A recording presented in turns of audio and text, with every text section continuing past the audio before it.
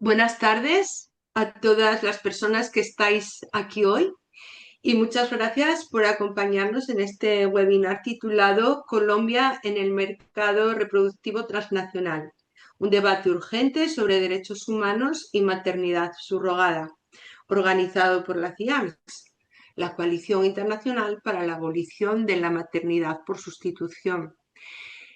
Colombia está de moda. Sí, Colombia está tristemente de moda como destino de turismo reproductivo, o más bien de extractivismo reproductivo, de explotación reproductiva, donde las colombianas necesitadas de dinero son explotadas reproductivamente para que traigan al mundo hijas e hijos por encargo que serán puestos en manos de cualquiera que los pueda pagar y exportados a cualquier país del mundo sin importar siquiera los antecedentes penales de los compradores. Comprados y llevados lejos de su madre y de sus hermanos y hermanas, desarraigados de su familia, de su gente, de su lengua materna. Las colombianas no solo son víctimas de trata con fines reproductivos y explotadas en su propio país, sino que son también codiciadas para ser trasladadas a cualquier otro país, a España, a Albania, donde correrán un futuro muy incierto, serán explotadas hasta la extenuación y quizás no regresen nunca. En este webinar intervendrán María Victoria Jaimes Becerra, Tata Hernández, Alejandra Vera Laguado, las estudiantes de Derecho Karen Sofía Mera, Laura Catalina Hurtado, Karen Juliana Gómez y nuestra última invitada, Tatiana Gómez Castillo. Todas ellas comparten un objetivo común, la abolición de la explotación reproductiva, un objetivo que va más allá de la mera afiliación política y que está centrado en la defensa de los derechos humanos de las mujeres y de las niñas y los niños. Y paso ahora a presentar a Alejandra Veralaguado, que es directora de la Corporación Mujer Denuncia y Muévete, una organización con más de 8 años de trabajo en la defensa de los derechos humanos de las mujeres basados en el sexo, que acompaña a mujeres colombianas, inmigrantes en la frontera colombo-venezolana, documentando vulneraciones de derechos humanos, trata de personas y formas de explotación reproductiva que afectan a mujeres, niñas y niños en contextos de alta vulnerabilidad, como es este territorio fronterizo con Venezuela.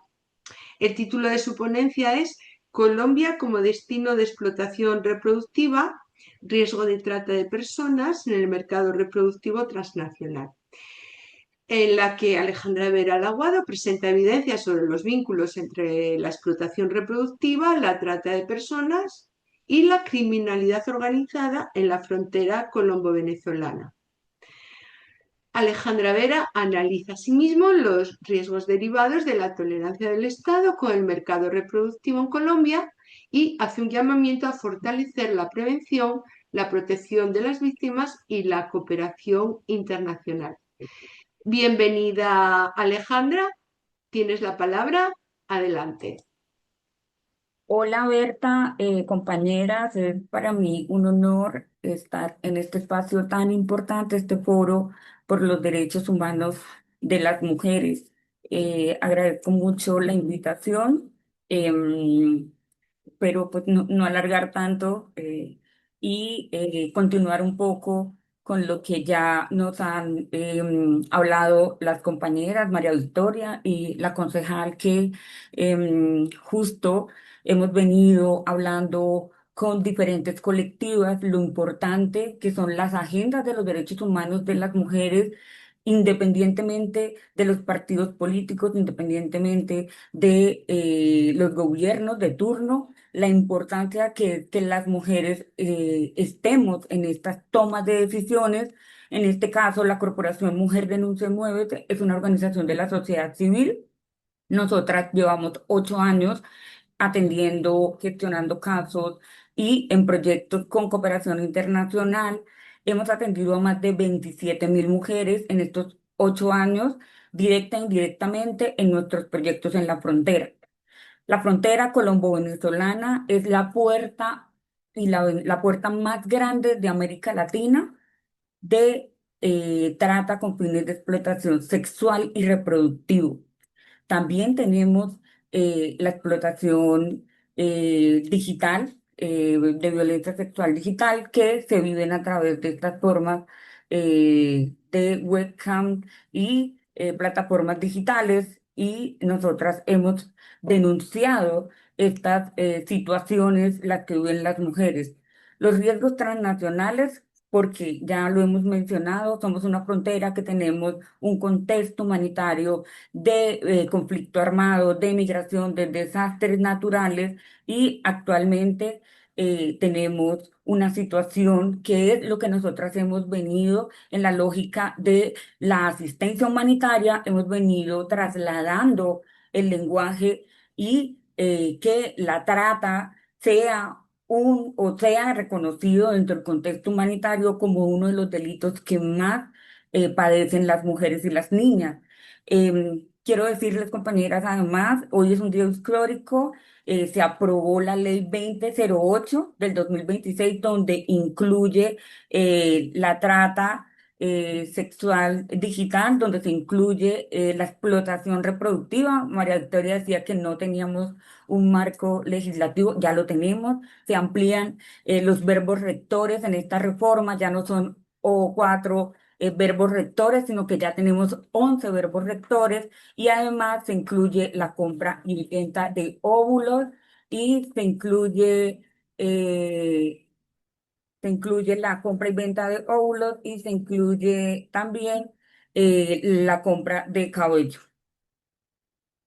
Tenemos unos hallazgos territoriales, que son las nuevas formas de explotación. Nosotras hemos venido en nuestros proyectos con unos proyectos muy importantes a nivel global que se llaman maternidades dignas, como las mujeres en este cruce de caminos, migrantes, desplazadas del conflicto, vulnerables, llegan a nuestra organización solicitando acceso a la salud. La corporación tiene proyectos donde se acceden a la salud, y en este acceso a la salud nos identificamos en esta gestión de casos, porque desde la corporación se hace una prerruta antes de gestionar los casos, de que las mujeres accedan a la puerta institucional. Entonces, ¿cómo opera el crimen organizado? Estas mujeres son trasladadas desde Venezuela, o son trasladadas desde los territorios de conflicto armado, mujeres campesinas, mujeres muy vulnerables, mujeres del área rural, o del área donde el Estado es ausente, donde los grupos armados como Catatumbo, para todas las que son de Colombia y conocen el territorio colombiano, nosotras estamos en Catatumbo, que es un territorio muy peligroso para la vida de las mujeres. Entonces, ¿cómo opera esto? Las trasladan hacia Rosario, hasta Colombia. En el primer ingreso les compran su cabello. Entendemos que en Colombia el cabello se reporta como un órgano de las mujeres, y ellas se les corta su cabello. Luego, dependiendo de la edad de estas mujeres, se les induce a que hay clínicas donde ellas pueden vender o tener un recurso a través de sus óvulos, les hacen el acompañamiento, las llevan, las trasladan, las transportan para que ellas puedan llegar a estas clínicas de fertilidad, y allí ellas vendan sus óvulos. Aproximadamente en Norte de Santander están pagando entre 1 millón, 1,5 millones, a diferencia de Medellín, Cali o Bogotá, que los pagos superan los 3 millones de pesos. Luego de que las mujeres que están indocumentadas, que son vulnerables, que son madres, que están en unas condiciones de violencia machista, porque todas estas condiciones que viven las mujeres las acerca a que ellas estén en riesgo, y entendamos que en Colombia, quienes son los máximos responsables, que ya hablaremos más adelante con unos informes que hemos presentado ante las entidades competentes, pues son los grupos armados. Les cortan el cabello, obtienen los óvulos, y aquí la explotación reproductiva en Cúcuta no hemos encontrado lugares donde se hagan este tipo de prácticas, sino que las trasladan a ellas a ciudades como Medellín, como Bogotá, algo que nos han mencionado cuando estuvimos con el Ministerio de Justicia. Recordemos que la Corte Constitucional, debido a todas estas vacíos jurídicos y todas estas sentencias que ya las compañeras nos han retroalimentado, ha solicitado exhortar, ¿no? Pero fíjense ustedes que el exhorto en Colombia es visto como regular, cuando nosotras hemos insistido que las prácticas y que estas formas donde hay deshumanización y atenta contra la dignidad de las mujeres, pues evidentemente se tiene que abolir, se tiene que erradicar, porque son violencias lo que están viviendo las mujeres en Colombia. Y el Ministerio de Justicia y el Derecho ha presentado dos proyectos, y fíjense en ustedes que lo hicimos con María Cristina Hurtado, que es una maestra con la cual hemos aprendido un montón y hemos trabajado. La Corporación Mujer Denuncia y Muévete como representante de la ley más importante en Colombia de la prevención de las violencias contra las mujeres. Le hicimos stop a ese proyecto de ley, lo querían radicar y lo querían aprobar sin conocimiento de las organizaciones de mujeres, sin conocimiento de todas estas sentencias que aún no son muchas, pero son suficientes para hacerle un llamado de atención. Logramos parar que ese proyecto de ley, Bienestar Familiar, que es la entidad que protege los niños y las niñas en Colombia, no tenía conocimiento. Es más, nosotras en este momento, dentro de nuestros informes, hemos solicitado a Migración Colombia que nos entreguen los reportes, cuántos niños y niñas salen por medio de estas, entre comillas, compras de niños y niñas, que en Colombia, como no está regularizado, pero sí está normalizado, sí se da. ¿Por qué salen tantos niños de Colombia producto de estas consecuencias y daños y violencia que viven las madres y los niños? Los retos para la protección y la respuesta institucional. Nosotras, bueno, como lo mencionaban ya las compañeras y los mencionó la concejal, hay muchos vacíos normativos, debilidad institucional, falta de datos y estadísticas y revictimización, ¿no? Eh, la legislación aún no contempla pues todas las formas de explotación reproductiva como modalidad de trata hasta el día de hoy, compañeras, porque sabemos que con esta nueva ley, con esta reforma, ya no van a tener opción para decir que la mujer está ahí porque quiere, es voluntario, sino que vamos a trabajar para que esta reforma de la ley contra la trata, que incluyó la explotación reproductiva, se evidencie todo este crimen organizado que está detrás y se lucra de los cuerpos de las niñas y las mujeres a partir de las explotaciones, como ya lo hemos hablado anteriormente. Hay una debilidad institucional. Compañeras, desde la Corporación Mujer Denuncia y Muévete, que somos una organización que investiga, y no solo que investiga, sino que atiende casos, gestiona casos, hace litigio estratégico, acompaña a mujeres, reactiva ruta. Entonces, nosotras hemos entendido que hay una dificultad muy importante, y es que las mujeres no tienen la información de sus derechos, ¿sí? Partamos que la mayoría de víctimas de estas formas de violencia son mujeres que no tienen educación, que son migrantes, que son en contexto de desplazamiento forzado, víctimas de cualquier forma de violencia, sobre todo la violencia machista en sus hogares. Entonces son mujeres que lejos están, y acá hablamos del clasismo institucional, porque efectivamente, y estamos en el mes de la lucha contra la trata, ¿no?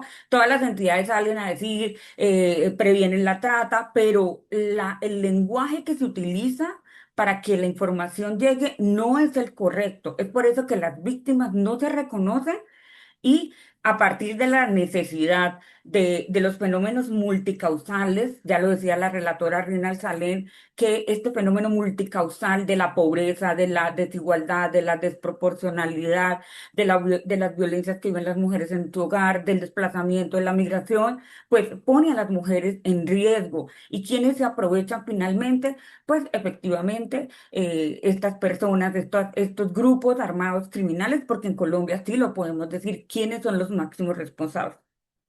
¿Qué necesitamos? Reconocer la explotación reproductiva como modalidad de trata de personas. Ya lo tenemos en la reforma para que todas tengamos en cuenta. Es importante un segundo capítulo, Berta, de esta ley porque es espectacular. Ya tenemos eh, una ley que incluye explotación reproductiva. Fortalecer la articulación institucional y la cooperación transfronteriza. Asignar recursos adecuados y formar equipos especializados. Esto no ocurre en Colombia, desafortunadamente, y es lo que debemos empezar a gestionar para que las organizaciones sociales, los movimientos, los colectivos que defienden los derechos de las mujeres en razón del sexo, seamos quienes estemos en las comunidades, seamos quienes estemos en los colegios, seamos las que estemos divulgando toda esta información. Garantizar un enfoque de derechos humanos, humanos para las mujeres.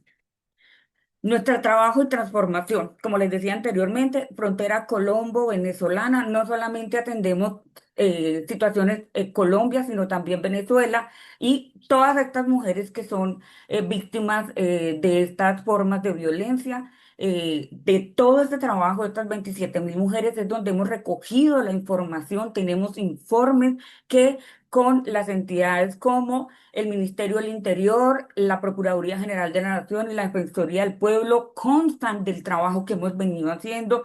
Ellos conocen de primera mano porque nosotras activamos la ruta con jornadas colectivas y masivas. Nosotras organizamos a las mujeres para que ellas puedan acceder a sus derechos. Lo mencionaban las compañeras anteriormente y lo mencionan en otros temas como la trata sexual y es porque solo Cúcuta es el territorio que masivamente las mujeres están denunciando, porque las organizaciones que estamos en este territorio, la Corporación Mujer Denuncia y Muévete, es la que está liderando esos procesos y es por eso que tenemos víctimas. Muchas veces nos quedamos cortos y esto nos pasa mucho con los profesionales del derecho en otros territorios que están en la Corte Suprema de Justicia, que están en la Corte Constitucional. Pero ¿por qué? ¿Por qué no pasa esto en Bogotá? ¿Por qué no pasa en Cali? ¿Por qué no pasa en Medellín? Porque no tienen la información y no hacen un trabajo con las entidades y no se activa ruta. Si no hay víctimas, no hay delito. Todas y todas sabemos que existe el delito, pero ¿cómo realmente lo hacemos real? Acompañando las víctimas, gestionando casos, restableciendo sus derechos, haciendo litigio estratégico. Es la única manera para que hayan cifras reales, para que hayan evidencias de que sí está pasando un problema y está pasando con cientos y miles de mujeres, como la corporación lo ha venido realizando. ¿Quiénes son los principales actores que financian la explotación sexual y reproductiva? Yo les había dicho a ustedes desde estos informes periodísticos, estos informes académicos que hemos realizado, más de 20 proyectos con cooperación internacional, más de 10 proyectos académicos, hemos hecho tesis doctorales, tenemos universidades aliadas y lo hemos enmarcado en las violencias que viven las niñas y las mujeres y en territorio como norte de Santander, que es un territorio de frontera, entendiendo que no solo pasa acá, mujeres, lo que pasa acá es la fotografía de lo que está pasando en todo el país, porque Colombia no solo tiene una frontera, Colombia no solo tiene un contexto de conflicto armado en norte de Santander. Las minerías ilegales se lucran de la explotación sexual y reproductiva de las mujeres. La corrupción, el mismo agentes del Estado. Nosotras hemos eh, denunciado en muchas ocasiones que a veces los mismos agentes del Estado, las mismas clínicas, porque fíjense ustedes que no solamente estas situaciones donde las mujeres son captadas para los óvulos y para la explotación reproductiva, lo hemos hablado con Berta, en Norte de Santander, por ejemplo, las mujeres que terminan en contexto de explotación sexual, de trata, con fines de explotación sexual, quedan en embarazo en estas situaciones y ese niño o niña los venden, los grupos armados los venden.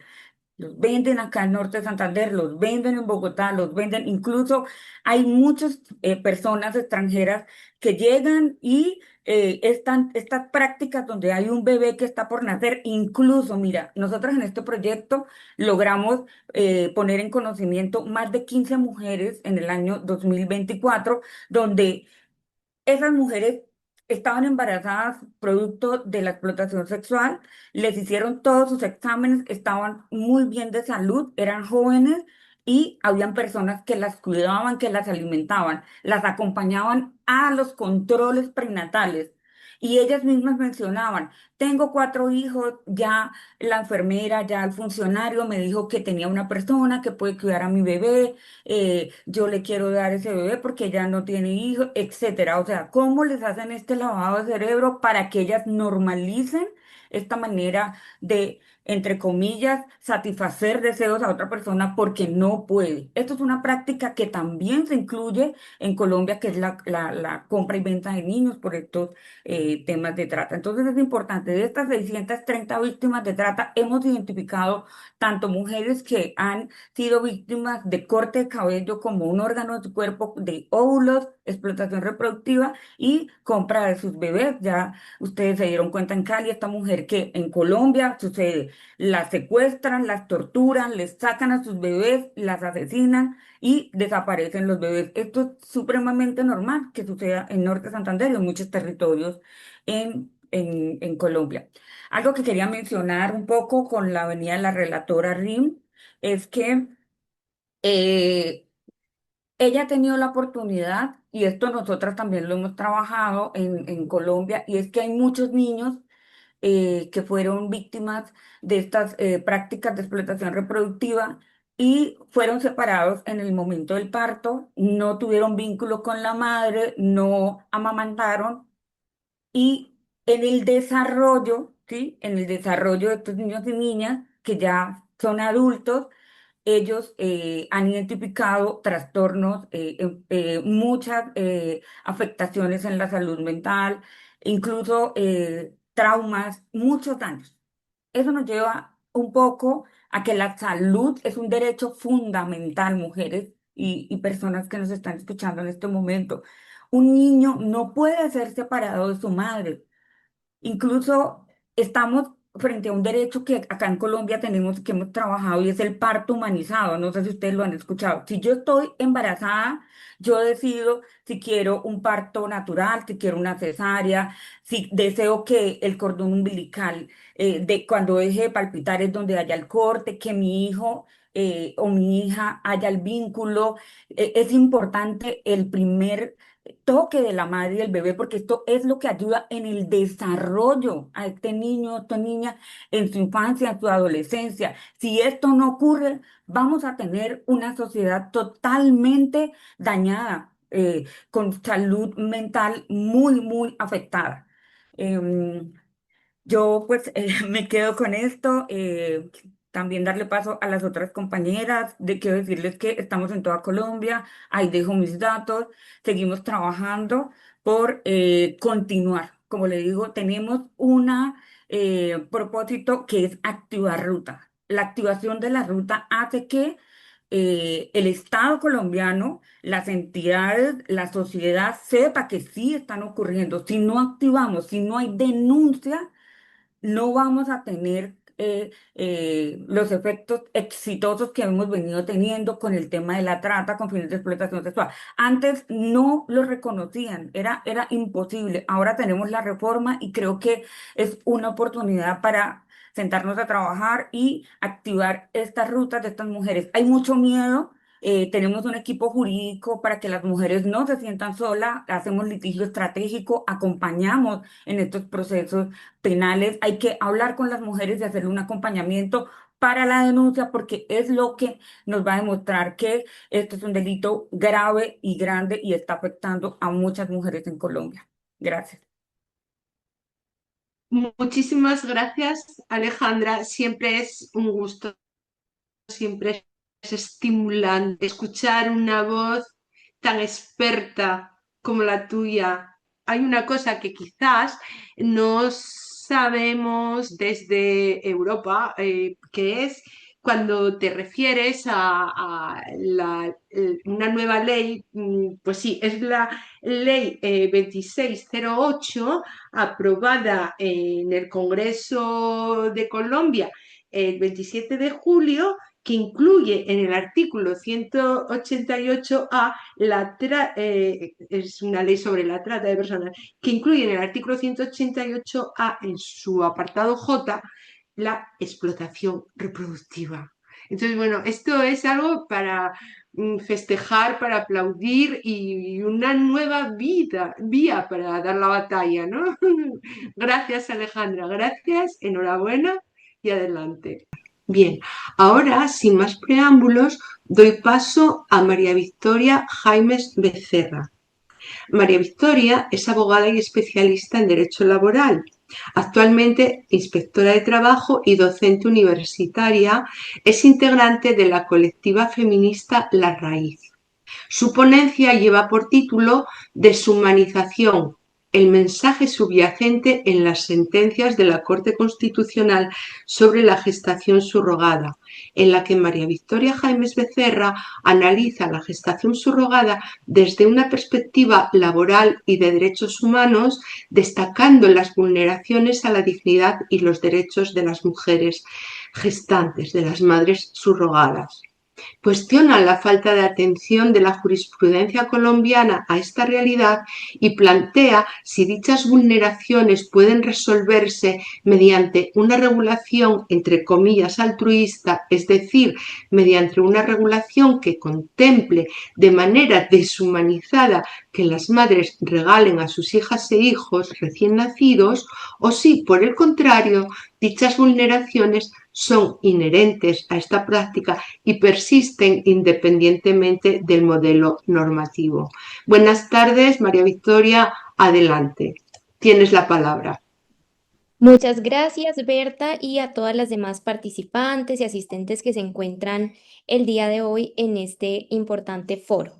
Bueno, como bien lo señalaba Berta, yo les voy a hablar sobre esta mirada deshumanizante que tiene la jurisprudencia de la Corte Constitucional en Colombia.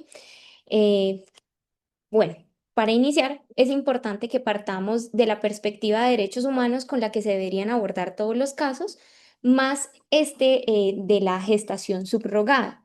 Vemos que aquí entran en conflicto y en colisión principios y estándares mínimos que la humanidad ha acordado incluso de manera internacional desde hace varios años, como la dignidad humana, la prohibición de la servidumbre y la esclavitud, la abolición del trabajo forzoso, el derecho a la igualdad, pero una igualdad material y no formal, es decir, que en la práctica las personas tengamos el goce de los mismos derechos, y la perspectiva según la cual las mujeres somos sujetos de especial protección constitucional debido a la violencia histórica y a la discriminación histórica que hemos sufrido.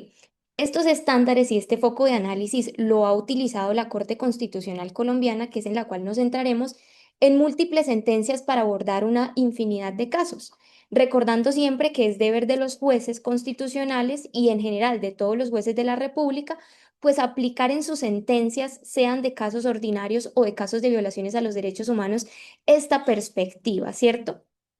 Sin embargo, cuando hablamos de gestación subrogada, pues vemos cómo se matizan o se relativizan estos conceptos y estándares, principios internacionales, como por ejemplo la abolición del trabajo forzoso, la igualdad material y la especial protección que tienen las mujeres dada su situación histórica.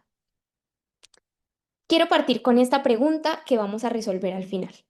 ¿Todo lo que no está prohibido está realmente permitido? Bueno, al respecto tenemos que situarnos en la Constitución Política de Colombia, que dice en su artículo sexto que los particulares, es decir, las personas diferentes al Estado, tienen que cumplir la ley, ¿cierto? Y no incurrir en delitos. O sea, básicamente lo que no se les esté prohibido, pueden hacerlo. Pero es que las prohibiciones pueden ser en nuestro país expresas o pueden ser implícitas. ¿A partir de qué? Pues de un análisis sistemático del ordenamiento jurídico colombiano.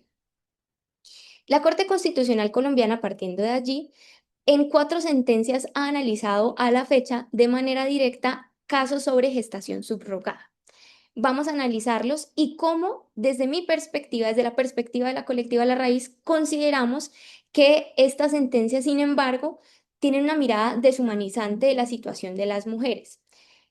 Quiero pues también referirme al cuadro que vemos en pantalla, que es una pintura de Débora Arango, pintora colombiana, titulada La Justicia. Entonces, como podemos ver en la pintura, pues hay unos hombres que están manoseando a una mujer que en este caso representa la justicia y para nuestro caso podríamos ver cómo los intereses del mercado en últimas también manosean la justicia colombiana. ¿Por qué? Porque se deja de ver esta perspectiva de derechos humanos para alguna manera permitir que los intereses del mercado prevalezcan sobre los derechos de las mujeres, las niñas y los niños. Hay que ver también algo acá en esta pequeña línea de sentencias que les presento, y es que vean cómo la primera sentencia que tenemos en Colombia es del año 2009. Sin embargo, las siguientes que tenemos son 2022 y dos incluso del año 2024. Debemos preguntarnos por qué el aumento de casos. ¿Qué está pasando que ha hecho que la Corte Constitucional, que es un alto tribunal al cual no llegan todos los casos del país, ni de asomo, en estos 2 años, en el 2024, incluso resolvió 2 casos al respecto? ¿Qué está ocurriendo en el resto del país? ¿Es un síntoma de algo que está pasando? A propósito de eso, en voluntariado con la CIAMS desde la colectiva estamos revisando la jurisprudencia de distintos tribunales superiores para ver qué es lo que está pasando en cada despacho judicial en relación con este tema, porque sin duda hay un aumento, como pues seguramente comentarán mis compañeras del panel. Bueno, la primera sentencia, que es la T 968 del 2009, analiza un caso en el cual muchas personas consideran que la Corte Constitucional dio vía libre para que en Colombia se hiciera la gestación subrogada. Sin embargo, desde mi perspectiva, no es tan así. La Corte Constitucional en esta sentencia lo que hizo fue describir una situación, un hecho que estaba pasando en el mundo y en Colombia también, a partir de un caso en el cual un colombiano residente en los Estados Unidos eh, tiene un hijo mediante la gestación subrogada, aunque en este caso la madre gestante es la que aportó sus propios óvulos. El padre de estos hijos considera que pues tiene derecho a que la custodia esté en su poder y además trasladar a los niños a los Estados Unidos para que residan con esta persona. Entonces aquí hay un debate muy interesante donde la Corte dice, pues en este caso puntual no podríamos hablar propiamente de un contrato de gestación subrogada porque, según dice la doctrina, según dicen los expertos, la madre gestante no puede aportar los óvulos y como en este caso la madre gestante aportó los óvulos, pues no hay gestación subrogada, así que los niños merecen estar con su madre por sus propios derechos y por su propio beneficio. Entonces, en este caso la Corte dice, en Colombia no hay una prohibición expresa, ¿sí? Y lo único que aclara es la distinción entre la maternidad biológica y la maternidad subrogada. Ahora, mira la gestión subrogada como una técnica de reproducción asistida. Entonces, no hace un análisis tanto de los riesgos, la vulneración a la dignidad humana, si debería ser altruista o no debería ser altruista, no, sino que indica solamente de manera descriptiva frente a ese estado del arte que tiene la doctrina sobre la gestación subrogada y dice que esta es una técnica de reproducción asistida como puede ser una fertilización in vitro, por ejemplo. Y algo que le podemos criticar es esa ausencia de análisis constitucional y de derechos humanos sobre los derechos de las mujeres. Es una sentencia que se basa en una descripción. ¿Qué está pasando en el mundo? ¿Está pasando esto? ¿Qué es lo que dice la doctrina? Es esto lo que está ocurriendo. Sin embargo, es de resaltar que en el caso se evidencia que la madre gestante es una mujer que se encontraba en unas precarias condiciones económicas y que hubo, pues en todo caso, un previo intento de contrato con esta mujer utilizando unos óvulos de una donante diferente a ella, pero ante la ausencia de implantación usó sus propios óvulos porque a ese acuerdo llegó con el padre de sus hijos. Entonces, ¿qué quiero resaltar además de lo que ya he mencionado? Pues que en esta sentencia la Corte dice, bueno, algunos elementos que se señalan a nivel internacional sobre el contrato de gestación subrogada. Debería haber algunos mínimos, como que, por ejemplo, haya un consentimiento informado de la madre, pero que una vez suscrito ese consentimiento informado, hay irrevocabilidad del consentimiento. Es decir, que no puede la mujer desistir de la entrega de su hijo, como en este caso ocurrió. Aparentemente, la mujer que gestó los hijos debía entregarlos al padre, pero ella no quiso hacerlo de esa manera, sino que los mantuvo, porque pues en parte también se concluyó que eran sus hijos biológicos. Pero en este caso la Corte dice, para que haya un contrato de gestación subrogada, el consentimiento debe ser irrevocable. Y aquí nos podemos preguntar desde una perspectiva de la abolición del trabajo forzoso. Colombia ha ratificado los convenios sobre trabajo forzoso y sobre la abolición del trabajo forzoso. Sin embargo, en este caso, para la Corte no hizo ningún ruido porque no mereció ningún análisis que uno de estos contratos pueda permitir que las mujeres no tengan derecho sobre su propio cuerpo y tengas que seguir ejecutando un trabajo que en este caso sería el de gestar de manera obligatoria, so pena de alguna consecuencia, ¿cierto? ¿Que podría ser? Alguna consecuencia de tipo económico, alguna consecuencia de otro tipo. Y sin duda podríamos concluir que esto es una forma de trabajo forzoso, porque el trabajo forzoso, por el mismo convenio de la OIT desde el año 1930, implica que es aquel que se realiza sin voluntad y con el temor de que ocurra una pena. La voluntad, si la mujer ya no quiere entregar al hijo o ya no quiere gestar, no quiere continuar con ese embarazo, no puede interrumpirlo, porque la Corte concluye que otro de los elementos de esta gestación subrogada, estos contratos, es que no se puede interrumpir el embarazo sin concepto médico. No porque diga la Corte que deba ser así, sino porque así es que funcionan en el mundo. Entonces vean que es muy problemático que la Corte señala cuáles son estos requisitos, pero no hace ningún análisis adicional sobre la situación puntual de las mujeres. Esto, sin duda, podríamos concluir que es un análisis deshumanizante y desconocedor de la dignidad humana pasar por alto estos graves ruidos que hace la doctrina en relación con la gestación subrogada. Por otro lado, tenemos hasta el 2022 otra sentencia que se vuelve a presentar sobre este caso y es la que a mí me parece más problemática y horrible. Es la sentencia 275 del 2022, porque pese a que antes la Corte dijo no hay una prohibición expresa, y esto es algo que está pasando, en la sentencia T275, la Corte Constitucional dice la gestación subrogada en Colombia está permitida puesto que no está prohibida, ¿cierto? Pero pues esto no es tan así y desde nuestra perspectiva consideramos que no es la posición constitucionalmente admisible. En este caso se estudia una tutela presentada, es decir, una solicitud de amparo de sus derechos humanos presentada por un padre a través de subrogación contra una entidad prestadora de salud. En este caso, el padre solicita que se le reconozca la licencia de maternidad, puesto que obtuvo a su hija mediante la gestación subrogada y que, sin embargo, la entidad prestadora de salud reconoció la licencia de maternidad a la madre gestante, quien no se encargó de los cuidados posteriores al nacimiento de la niña que nació de esta manera. La Corte concluye que efectivamente la licencia de maternidad en este caso debería pasar al padre sustituto por subrogación, puesto que la madre tendría apenas derecho a una licencia por incapacidad médica para que se recupere por 6 semanas. Eso es lo que concluye la Corte. No se hacen mayores análisis tampoco sobre los riesgos o cómo mitigar esos riesgos que se pueden ver en un contrato de gestación subrogada, sino que se centra en decir que pues está permitida en Colombia y al estar permitida por no estar prohibida, pues entonces todos estos derechos que tendría la madre pasarían al padre. Eh, Aún cuando en este caso se advirtió que la mujer que gestó a esta niña tenía un contrato con el Centro de Servicios Médicos que estuvo a cargo de la subrogación. Para la Corte no generó ningún ruido qué tipo de contrato tenía esta mujer, cuál era su situación económica, cuáles eran sus circunstancias de debilidad, pese a que tiene el deber, como veíamos al principio, de hacer un análisis con la perspectiva de derechos humanos y sobre todo la igualdad material y todo lo que ya les mencioné. Entonces, realmente resulta problemático cómo la Corte sin más dice, no, esto está permitido y ya está, a pesar de que en esta sentencia se advierten algunos riesgos que puede dar lugar esta práctica. Tenemos otras dos sentencias del año 2024 relacionadas con temas de nacionalidad, filiación e incluso apatridia. ¿Qué pasa cuando estos niños que nacen por la vía de la subrogación se anulan su registro que su madre es colombiana y se los van a llevar padres extranjeros? ¿Dónde nacieron? ¿Sí? ¿Dónde obtienen esa nacionalidad? Sí, su madre colombiana pues ya no es su madre, ya que fue anulado en el registro.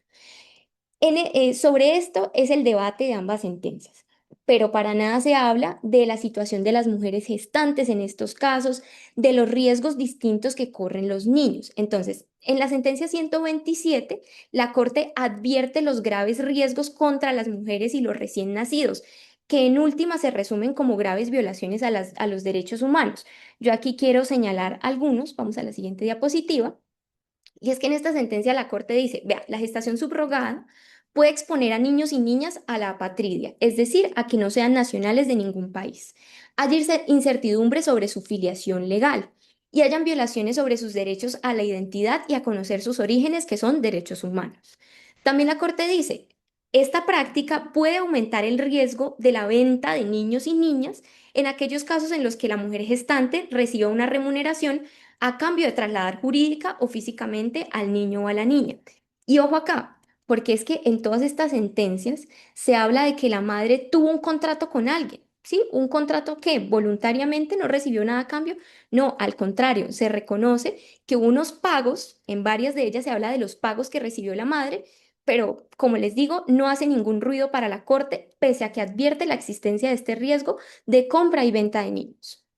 También indica que la gestación subrogada genera escenarios propicios para la explotación reproductiva y la instrumentalización del cuerpo de la mujer, especialmente cuando viven en condiciones de vulnerabilidad, que es lo que se identifica en la mayoría de las sentencias.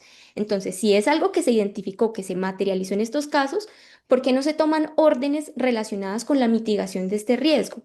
Y finalmente dice la misma Corte, es que esto puede implicar, esta práctica puede implicar una forma de trata de personas bajo una modalidad que ni siquiera está regulada como delito porque el legislador no lo ha contemplado. Así que si la Corte señala esto, ¿cómo es posible que en sus decisiones no adopte ninguna medida? Dice, eso sí, señores Congreso de la República, ustedes son el escenario de debate democrático, determinen cómo se va a regular en Colombia la gestación subrogada, pero ¿por qué no algunas directrices? ¿Por qué no establece algunos lineamientos? En Colombia tenemos una normativa de avanzada frente a diferentes aspectos como, pensemos, el aborto. Sí, hoy en día el aborto es libre hasta la semana número 24. ¿Y eso quién lo hizo? ¿El legislador colombiano a través de un debate democrático? No, lo hizo la Corte Constitucional. Entonces, ¿por qué en esos casos sí es posible que la Corte tenga un papel más activo? Y en estos casos, pese a que advierte los riesgos, pese a que en los casos puntuales estudiados se evidencian y se materializan, no hay orden alguna, ¿sí? Entonces, es realmente muy preocupante que la Corte deja de hacer un análisis constitucional profundo, a diferencia de lo que ha hecho en otros casos, y prefiere decir, no hay una prohibición expresa o, por el contrario, está permitida, pueden hacerlo hasta tanto el Congreso de la República no regule esta situación. También debo resaltar que en las sentencias más recientes, 2022, 2024 y la otra de 2024, la Corte Constitucional citó una sentencia previa, la C-602 del año 2019. Esta sentencia, aunque no habla de gestación subrogada como tema principal, sí señala que la gestación subrogada comporta una afectación directa sobre la dignidad humana. Entonces, si estamos en este escenario, si los jueces de la República, en este caso los magistrados que se encargan de proteger la constitución política y todos los derechos humanos allí consagrados, advierten esto, ¿por qué motivo no se toman medidas? ¿Sí? ¿Por qué motivo el papel de las mujeres en estos contratos, en este mercado, porque realmente es un mercado, se ven vulnerados? ¿Por qué no se toma medida alguna? No se dan ni siquiera recomendaciones al respecto, solo se le dice al Congreso, debata y legisle, pero de manera abierta. Eh, Valga señalar que en otras sentencias, como les decía ahorita, sobre otros temas de actualidad, por ejemplo, la sentencia T-256 del año 2025, la Corte analiza un caso sobre el uso de las redes sociales de una mujer que estaba siendo pues víctima de cierta persecución por parte de plataformas digitales y le eliminaron su cuenta de Instagram. En este caso, la Corte tuvo un papel que podríamos alabar porque fue muy activa, analizó todos aquellos derechos que se veían inmersos en esta vulneración que es el cerramiento de una cuenta de Instagram de una persona y fue más allá, valoró extra petita la situación, es decir, más allá de lo pedido, miró lo que no se había visto porque dijo, este es el papel de un juez constitucional. Sin embargo, en estos casos, en estos 4 casos que he estudiado hasta el momento, la Corte ha pecado por un defecto sí, por una falta, no ha hecho lo que tenía que hacer, no ha cumplido con su papel y en últimas, pues ha actuado de manera deshumanizante hacia las mujeres. Si bien se celebra que se hayan adoptado medidas para proteger a esos niños y niñas que nacieron a través de la gestación subrogada para no dejarlos sin nacionalidad, para establecer reglas sobre su filiación, pues lo cierto es que ha hecho caso omiso a la situación de las mujeres, pese a que de vieja data ha reconocido la posición de subordinación en la que nos encontramos las mujeres en Colombia. Entonces, esta mirada deshumanizante consiste en la patria, el análisis de los derechos de los padres, incluso como una licencia de maternidad para un hombre, la seguridad social, pero no se ha revisado en qué condiciones están trabajando estas mujeres. ¿Realmente es posible consentir la Querida María Victoria Jaimes, permíteme interrumpirte para recordarte que te quedan minutitos. Sí, señora, ya voy a cerrar. Eh, Gracias. Gracias. Si es posible consentir la propia explotación y cómo estas afectaciones a la dignidad humana podrían mitigarse. Consideramos que la Corte no ha hecho esto porque básicamente no es posible conciliar estas vulneraciones a los derechos humanos con esta práctica. No es posible ni siquiera con un modelo altruista, porque incluso la misma Corte lo dijo, afecta la dignidad humana y aquí se ve en juego, se ve en riesgo el hecho de la mercantilización del cuerpo de las mujeres, por no hablar del trabajo forzoso y otro tipo de conductas que están íntimamente ligadas con la gestación subrogada. Entonces, bajo la idea de que nadie puede consentir su propia explotación, pues la Corte ha tenido una mirada deshumanizante que se les reprocha en este caso. Bueno, eso sería todo. Les agradezco mucho por la atención.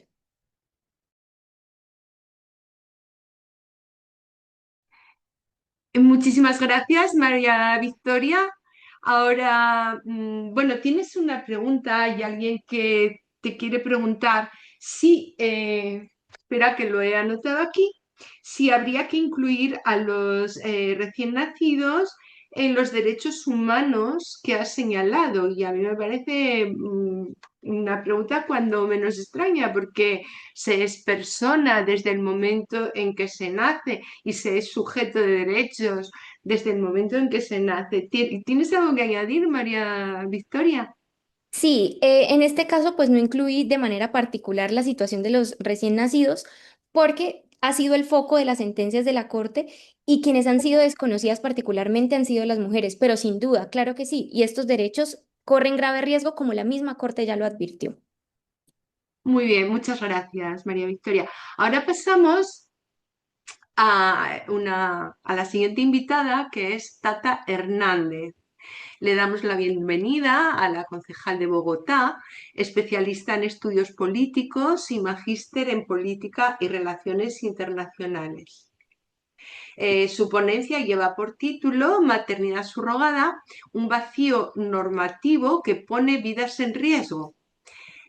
Tata Hernández viene a alertar de que las madres subrogadas son madres de la criatura que traen al mundo, por mucho que les digan que no lo son, para captarlas, y que existen dos realidades jurídicas que ningún contrato privado puede borrar.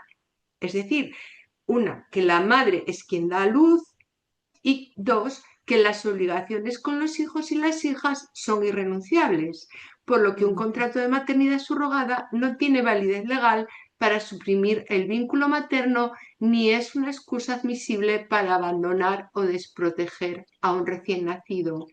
Bienvenida y adelante, Tata. Tienes la palabra. Bueno, buenos días para todos. Bueno, buenas tardes acá en Colombia, buenas tardes allá, Berta. Un saludo para ti, todas las ponentes que nos acompañan el día de hoy. Muchas gracias por la invitación. El día de hoy, pues, como tú bien lo estás diciendo, contarles un poco lo que hemos vivido acá desde el Consejo de Bogotá. Como concejal, por supuesto, muy preocupada por este tema de maternidad subrogada. Colombia, un mercado reproductivo transnacional, pues, es un tema que ha ocupado la agenda en el Consejo de Bogotá. Entonces, claramente hay un vacío normativo en este tema y pues esto ha traído unas consecuencias bastante reales.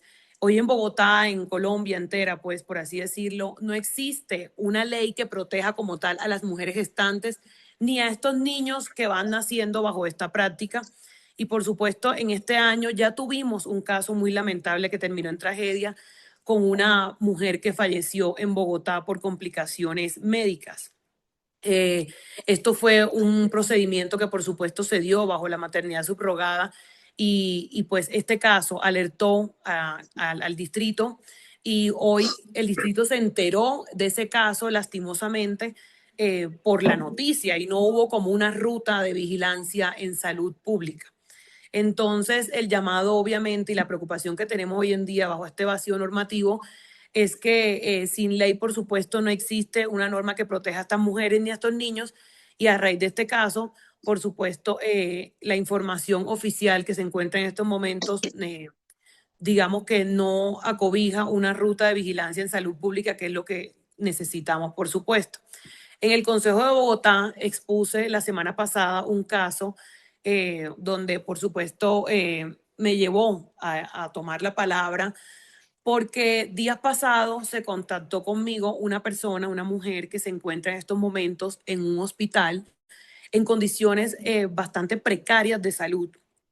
Ella firmó un contrato, que en realidad es un acuerdo porque contrato no puede llamarse porque no es un contrato legal, y esta persona nos notificaba cómo prestó su vientre, alquiló su vientre para 2 bebés y ha tenido complicaciones médicas por una parte, por otra parte ha tenido temas económicos que no están llegando a acuerdos como se dijo desde el primer día, le quieren pagar por un bebé y por el otro no. Y a eso sumarle las consecuencias que han tenido en temas de salud mental, que son bastante preocupantes. Es una persona que se encuentra en estos momentos con una debilidad en sus manos, tiene las manos dormidas, pues obviamente no cuenta con que el dinero que se les dijo no se les pagó, sino que se les pagó un bebé y el otro bebé se lo quieren pagar pues en una suma bastante baja. Eh, entonces no puede asumir a estos tipos de contratos porque no vienen siendo legales. Entonces, debido a la falta de regulación que se presente, que se está presentando, el contrato primero me llamó unos puntos, me llamó la atención bastante, unos 4 puntos fundamentales. El primero, por supuesto, lo que les venía diciendo, que es la falta de la regulación o reglamentación. El contrato dice acoger unas leyes que no existen y que obligan institucionalmente a la mujer a renunciar a su maternidad.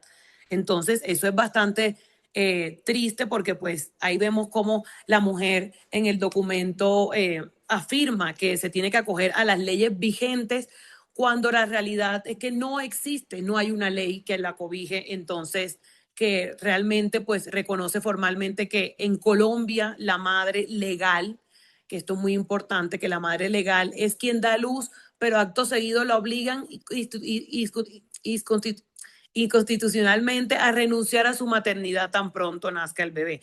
Eso es un punto que obviamente aquí lo vemos reflejado en este caso. Ahora ella extraña a sus niños, alcanzó a tener un vínculo porque alcanzó a ejercer la lactancia, ya que los niños lo necesitaban, pues que la mamá las proveera y pues obviamente al proveer este tipo de lactancia hubo un vínculo emocional que hoy en día la está afectando bastante.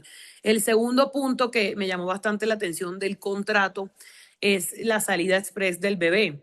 Le prohíben a la mamá completamente retractarse, la obligan a firmar permisos de salida, pasaporte y visados que obviamente pues digamos que bajo esta amenaza de que no se puede retractar, pues lastimosamente la mamá obviamente ya pierde completamente el vínculo con el niño y no puede saber de su paradero.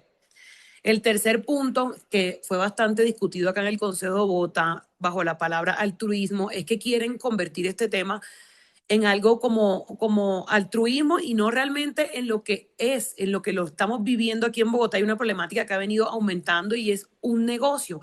Nosotros no queremos que Bogotá ni que el país se convierta en sede principal de alquiler de vientres y de niños que van naciendo bajo una falta de regulación en leyes y que es un tema que no se está controlando hoy en día y que por eso desde el Consejo de Bogotá queremos hacerle el llamado a las entidades a que cada vez se fortalezcan más y que se unan más los esfuerzos para que este tema encuentre una reglamentación un poco más fuerte, porque entendemos ambos casos, sabemos las personas que no pueden tener hijos y que bajo esto planteamos un caso muy específico como una persona que tiene una hermana y quiere la hermana ser la donante y quiere darle un bebé a su hermano porque no pudo tenerlo con la pareja, etcétera. Pero no podemos convertir esto en llamarlo altruismo cuando estamos viendo que aquí hay empresas, clínicas que cada vez van aumentando más el tema de negocios y de contratos falsos que realmente terminan perjudicando a estas mujeres que muchas veces no tienen el conocimiento.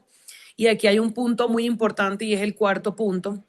Eh, bueno, con este tema también, a la hora de llamarlo altruismo, tenemos que tener claro que para unas cosas lo llaman altruismo, para otras no.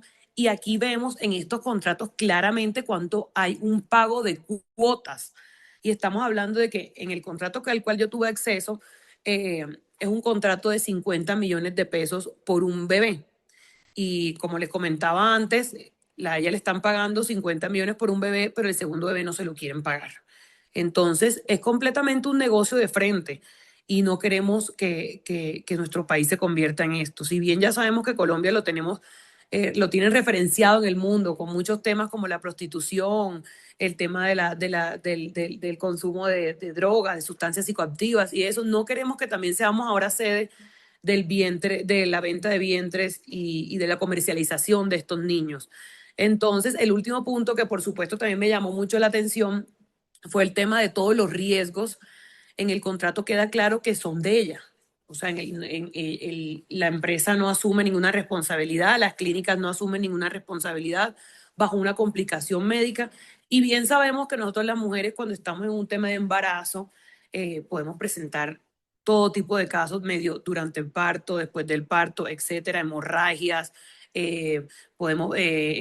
complicaciones en la cesárea, hipertensión, y obviamente pues esto puede terminar en muerte como ya pasó en un caso acá en Bogotá.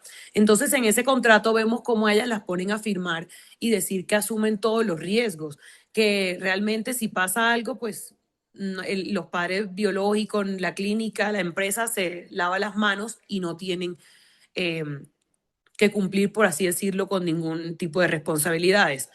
Y abajo me llamó mucho la atención en el contrato cuando dice que ellas pierden completamente su libertad, no pueden salir del país, no pueden cambiar de residencia, digamos que no pueden cambiar su número de celular. Entonces, digamos que ellas también pierden un poco su privacidad. Entonces, aquí vemos de frente cómo muchas veces se vulneran los derechos de la mujer y se suma a esto, pues, la desprotección que hay frente a estos niños recién nacidos que hay que ponerles mucho cuidado, tanto por parte del consulado, si se le hace algún tipo de seguimiento a estos niños que luego salen del país, porque apenas nacen se los retiran y se los llevan a otros países. Y aquí es donde existen muchos vacíos y preguntas que yo me hago, y las planteé también en el recinto, donde decía, ¿qué ocurre si los padres contratantes se arrepienten porque el bebé tiene una malformación, porque hay una complicación médica o también porque presentan una separación de parejas? ¿Qué pasa con estos niños? ¿Quién hace ese seguimiento? También el tema sí, de que en el contrato ambas partes presente un arrepentimiento, tanto los contratantes como la madre gestante, como está pasando hoy en día. Ella hoy en día tiene una depresión bastante grande porque no le hacen falta a sus niños, porque digamos que está arrepentida de lo sucedido. Entonces esto fue una mamá que a nadie le brindó una información antes de hacer este tipo de cosas. Y no es secreto para nadie que muchas de estas madres que hoy en día se encuentran en estos tipos de procesos es por falta de oportunidades, por economía, porque son vulnerables económicamente y pues acceden a este tipo de cosas que lastimosamente ahí también le hacemos el llamado al distrito para que cada vez se garanticen mayores oportunidades para estas personas que no tengan que recurrir a esto. También en otra parte nos preguntábamos cómo se asegura el Estado colombiano de que los padres solicitantes, digamos que los padres solicitantes sean idóneos para garantizarle como a estos niños una protección en temas de salud, el bienestar general del niño. Si y a esos padres no se les está aplicando ningún tipo de estudio, ni psicológico, ni de idoneidad, como lo exige pues, un proceso legal de adopción. Acá en Colombia, cuando van a adoptar, y yo conozco muchas parejas que hoy en día tienen ese sueño y que tienen que pasar por muchos filtros. No es como ir y decir que era un bebé y ya. Y aquí sí se está haciendo una reglamentación para eso. ¿Y por qué en este tipo de vientre de alquiler no se está haciendo esa regulación y no se está haciendo ese seguimiento a los padres que van a asumir este tipo de compromiso y de, pues así decirlo, pues uno entiende que todos, yo creo que tenemos claro que a la hora de cumplir un sueño, esa es la idea, pero pues hay que tener un tipo de reglamentación. Y por supuesto, también me hago la pregunta de si exige lo que les comentaba un poco ahora, algún mecanismo de seguimiento consular o por parte del diplomático para saber así estos niños una vez salen de fronteras colombianas, qué pasa con ellos. Entonces es como un niño que nace aquí en nuestro país, se llevan afuera y no sabemos absolutamente nada del niño. Entonces, hoy en Colombia, por supuesto, lo único que sí se tiene claro es que hay una, como una reglamentación, una ley, pues, acobijada y todo por el Tribunal Superior de Bogotá, y que claramente dice que la madre, que es lo que dice pues la justicia en nuestro país, y es que la madre es quien da luz, sin importar lo que establezca un contrato privado. Aquí en Colombia hoy en día la justicia dice que la madre es quien da luz. Entonces, eso es muy importante tenerlo en cuenta porque además de las obligaciones y los derechos con los hijos que son, digamos que irrenunciables, porque pues, cuando accedemos a esto no se puede luego tomar otro tipo de decisiones. Entonces, ninguna mujer puede venir y firmar pues, un papel para librarse así de las responsabilidades y poder no poder justificar la desprotección de estos recién nacidos. Entonces, pues cuando este tema se debatió en el Consejo de Bogotá, solicité a la Secretaría de Salud, bueno, aquí el llamado es claramente para varias entidades. Si hablamos en temas de distrito, se podría hablar de 3 entidades específicas, una que es la de salud, otra que es la de la mujer y otra que sería la Secretaría de Integración Social, ambas cumpliendo en sus cabalidades con lo que les competen. Por supuesto, la de salud, garantizarle a estas mujeres su vida, literal, porque como ya vimos un caso aquí de una mujer que falleció, no queremos que se vuelva a repetir y cada vez son más los casos de personas que están accediendo al alquiler de vientre, maternidad subrogada, y el llamado es ese a la Secretaría de Salud, a garantizarles que estas mujeres terminen con un procedimiento donde ellas físicamente de salud se encuentren bien. También, por supuesto, el llamado a que esta Secretaría tenga a la hora de, obviamente esto es un tema que hay que reglamentarlo un poco más desde el Congreso de la República, más que en el Consejo de Bogotá, pero nosotros sí le hacemos el llamado a las entidades correspondientes del distrito, porque la Secretaría de Salud también puede obligar a las IPS a registrar, por así decirlo, eh, de forma estricta y transparente todos los casos que se han venido presentando en la ciudad de Bogotá que acobijen pues este tema de maternidad gestante, incluyendo por supuesto los procedimientos que están dentro de la vigencia en salud pública. También el llamado por supuesto a la Secretaría de la Mujer para que le haga un acompañamiento sincero, verdadero, eficaz a estas mujeres, que una vez inicien este proceso, ellas sepan y tengan la claridad y sobre todo mi llamado es a la palabra información suficiente, a que cuando vayan a acceder a esto sepan qué pasa el antes, durante y el después. Porque muchas mujeres, como bien lo sabemos, también en temas de aborto, acceden a esto y luego hay un arrepentimiento como está pasando en el caso que estoy pues exponiendo yo, que la mamá está bastante arrepentida y quiere a sus 2 hijos, etcétera. También, por supuesto, hacer el llamado a la Secretaría de Integración Social, porque en el distrito, pues los recursos que maneja esta secretaría son bastante grandes. Y qué bueno sería que de ahí también se tenga en cuenta este tema y se destinen los recursos a garantizarle que cada vez sean más las oportunidades laborales que se les pueda dar a estas mujeres para que no tengan que acceder a este tipo de cosas y garantizarles pues una mejor economía en sus casas, en sus hogares. Entonces, asimismo, por supuesto, solicité que se le abra una investigación de inmediato a estas empresas, a estas clínicas que están llevando a cabo este tipo de operación, de estos contratos aquí en Bogotá, porque esto no puede ser, no puede estar al libre albedrío aquí, que cada vez que alguien quiera acceder a esto se haga y no haya ningún control político ni legal, por así decirlo. Entonces, como siempre, hago parte de la Comisión de la Mujer en el Consejo de Bogotá, velando por los derechos de la mujer, hago parte de la bancada de la niñez, entonces también busco velar por los derechos de estos niños que nacen. Y pues ese es el llamado, que queremos cada vez garantizarle más la dignidad a las mujeres y buscar un interés superior del niño para que realmente sea un seguimiento que se les pueda hacer y garantizarle los derechos a estos niños que nacen bajo estas modalidades. Como bien lo expresaba la persona que me estaba antecediendo ahora, qué bueno sería ver en estos casos debates que se tienen que dar a profundidad, como el tema de quiénes son los que van a adoptar, que se le dé la importancia a eso, que se garantice la seguridad de las mujeres físicamente, mentalmente, porque el tema no es solamente físico, es mental. La persona pues que está en este momento con este caso que estoy exponiendo yo está bastante mal de salud mental, que me preocupa demasiado. Entonces, ese sería mi llamado por parte del Consejo de Bogotá, que cada vez se trabaje para que se reglamente este tema más en el distrito, que se trabaje, que este tema sea una agenda en el Congreso de la República, que no se deje olvidado, porque es un tema que cada vez va aumentando más.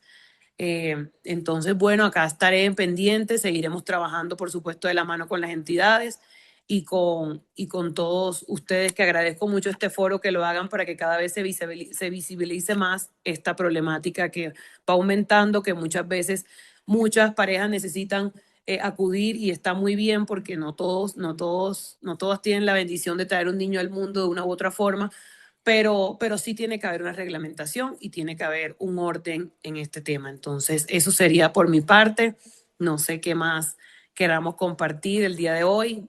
Entonces, muchas gracias, y muchas gracias a ti, Berta, y a todas las exponentes. Muchas gracias, Tata. Y bueno, entiendo que cuando dices que necesitamos algún tipo de reglamentación, entendemos que prohibir esta práctica violenta con las mujeres y con las niñas y los niños es también un tipo de reglamentación, ¿no?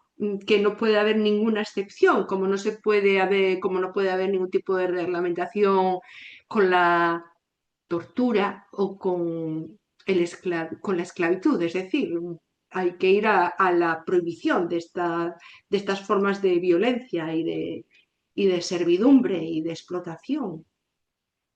Muchas gracias, Tata, en nombre de la CIAMS y en mi nombre propio.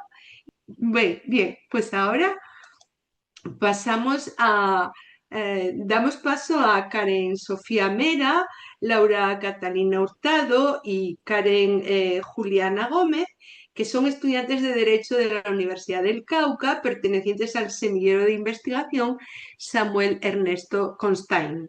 El título de su ponencia es Activismo judicial e inacción legislativa, la situación de las madres subrogadas en el ordenamiento jurídico colombiano, en la que se analizará la problemática jurídica y social de la maternidad subrogada en Colombia en un contexto de inacción legislativa y el consecuente recurso al activismo judicial por parte de la Corte Constitucional.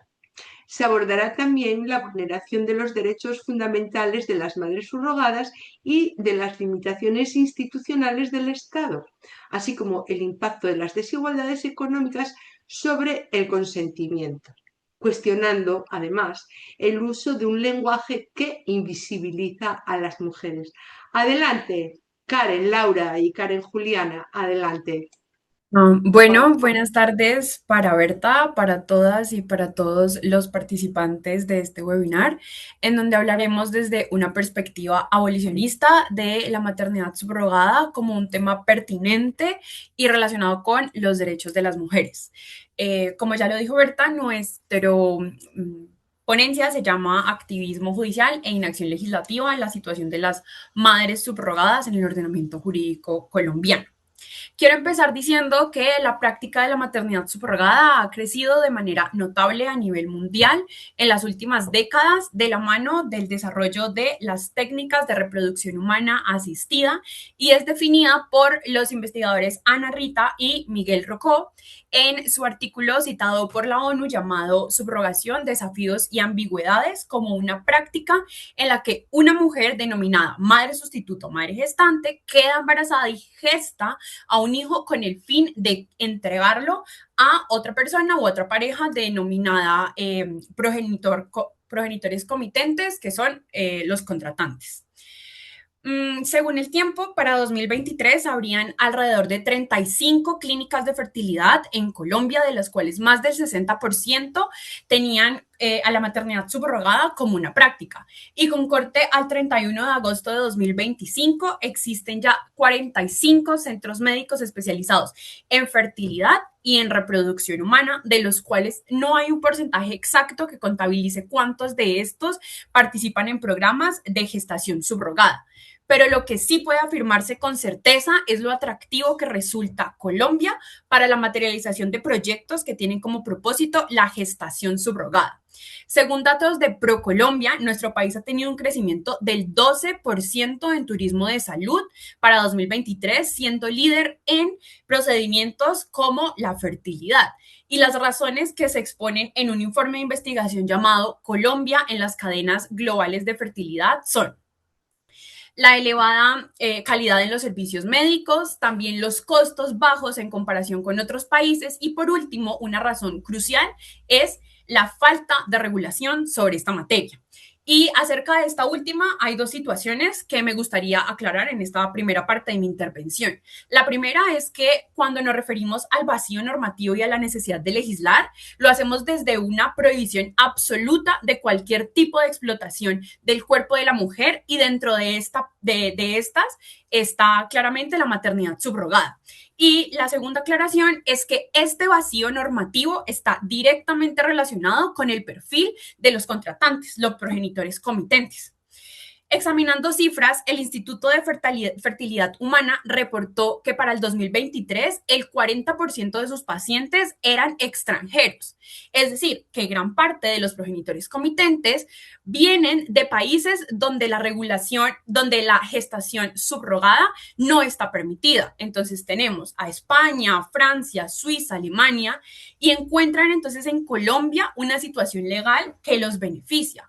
Es por eso que les mencionaba que el vacío normativo está necesariamente relacionado con el perfil de los progenitores comitentes. Otro factor a considerar es que estos procedimientos llegan a costar hasta 300 millones de pesos entre gastos médicos y gastos jurídicos, por lo cual es evidente que estamos ante personas con un elevado poder adquisitivo y es justamente por eso que la maternidad por sustitución es una forma de extractivismo reproductivo, porque Colombia estaría insertando los cuerpos de las mujeres en las denominadas cadenas globales de cuidado, donde es el sur global quien provee la capacidad reproductiva y resuelve y suple las necesidades parentales de ciudadanos que vienen del norte global. Esto lo hacen también valiéndose de la brecha económica evidente que existe entre estos dos espacios geográficos.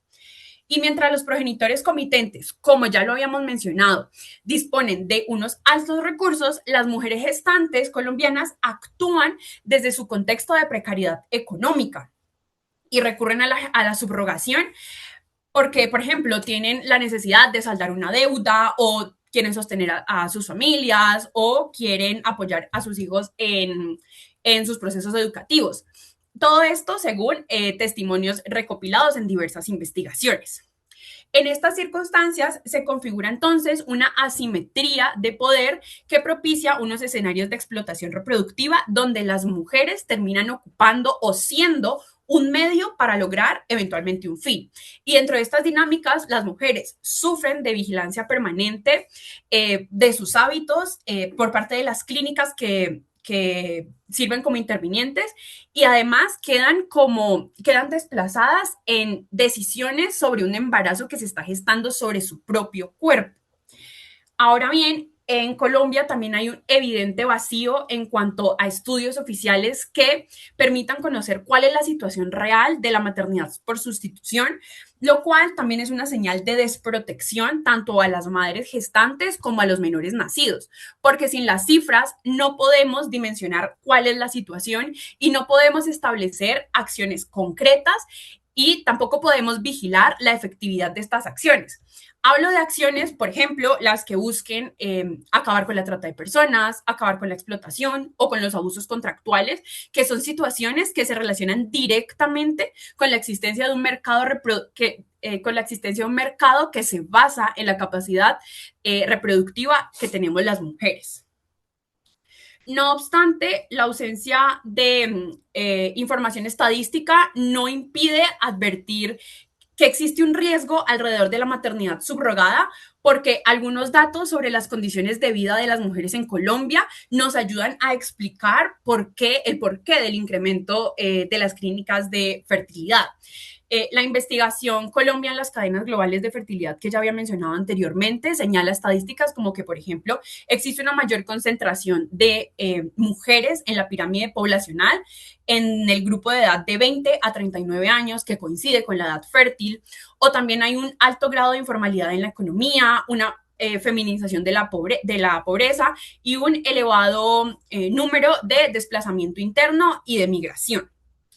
Ahora, por último, desde una perspectiva doctrinal y afín también a la postura de este panel, me gustaría exponer la tesis de la doctora Natalia Rueda, que es profesora e investigadora de la Universidad Externado, y ella ha analizado con un enfoque crítico el tratamiento que ha tenido la Corte Constitucional y los distintos proyectos de ley que se han hecho a través de la gestación subrogada en Colombia.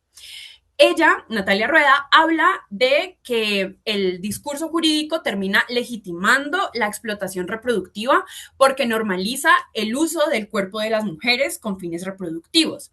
Y advierte también que el vacío normativo da lugar a interpretaciones judiciales que son dispares entre sí y que buscan resolver problemáticas que derivan de la maternidad subrogada. Pero como lo veremos a continuación, y pues como ya lo hemos visto en los paneles de las anteriores compañeras, son decisiones judiciales que se resuelven para situaciones concretas y para personas concretas, es decir, no se da un pronunciamiento a la comunidad en general porque son sentencias de tutela.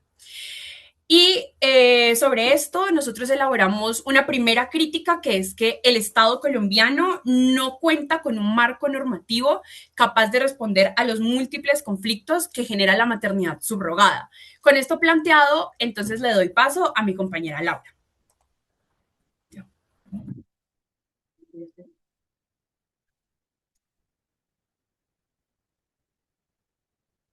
Muchísimas gracias, Karen. Muchas gracias por dar paso a tu compañera, que dará paso también a la siguiente. Gracias.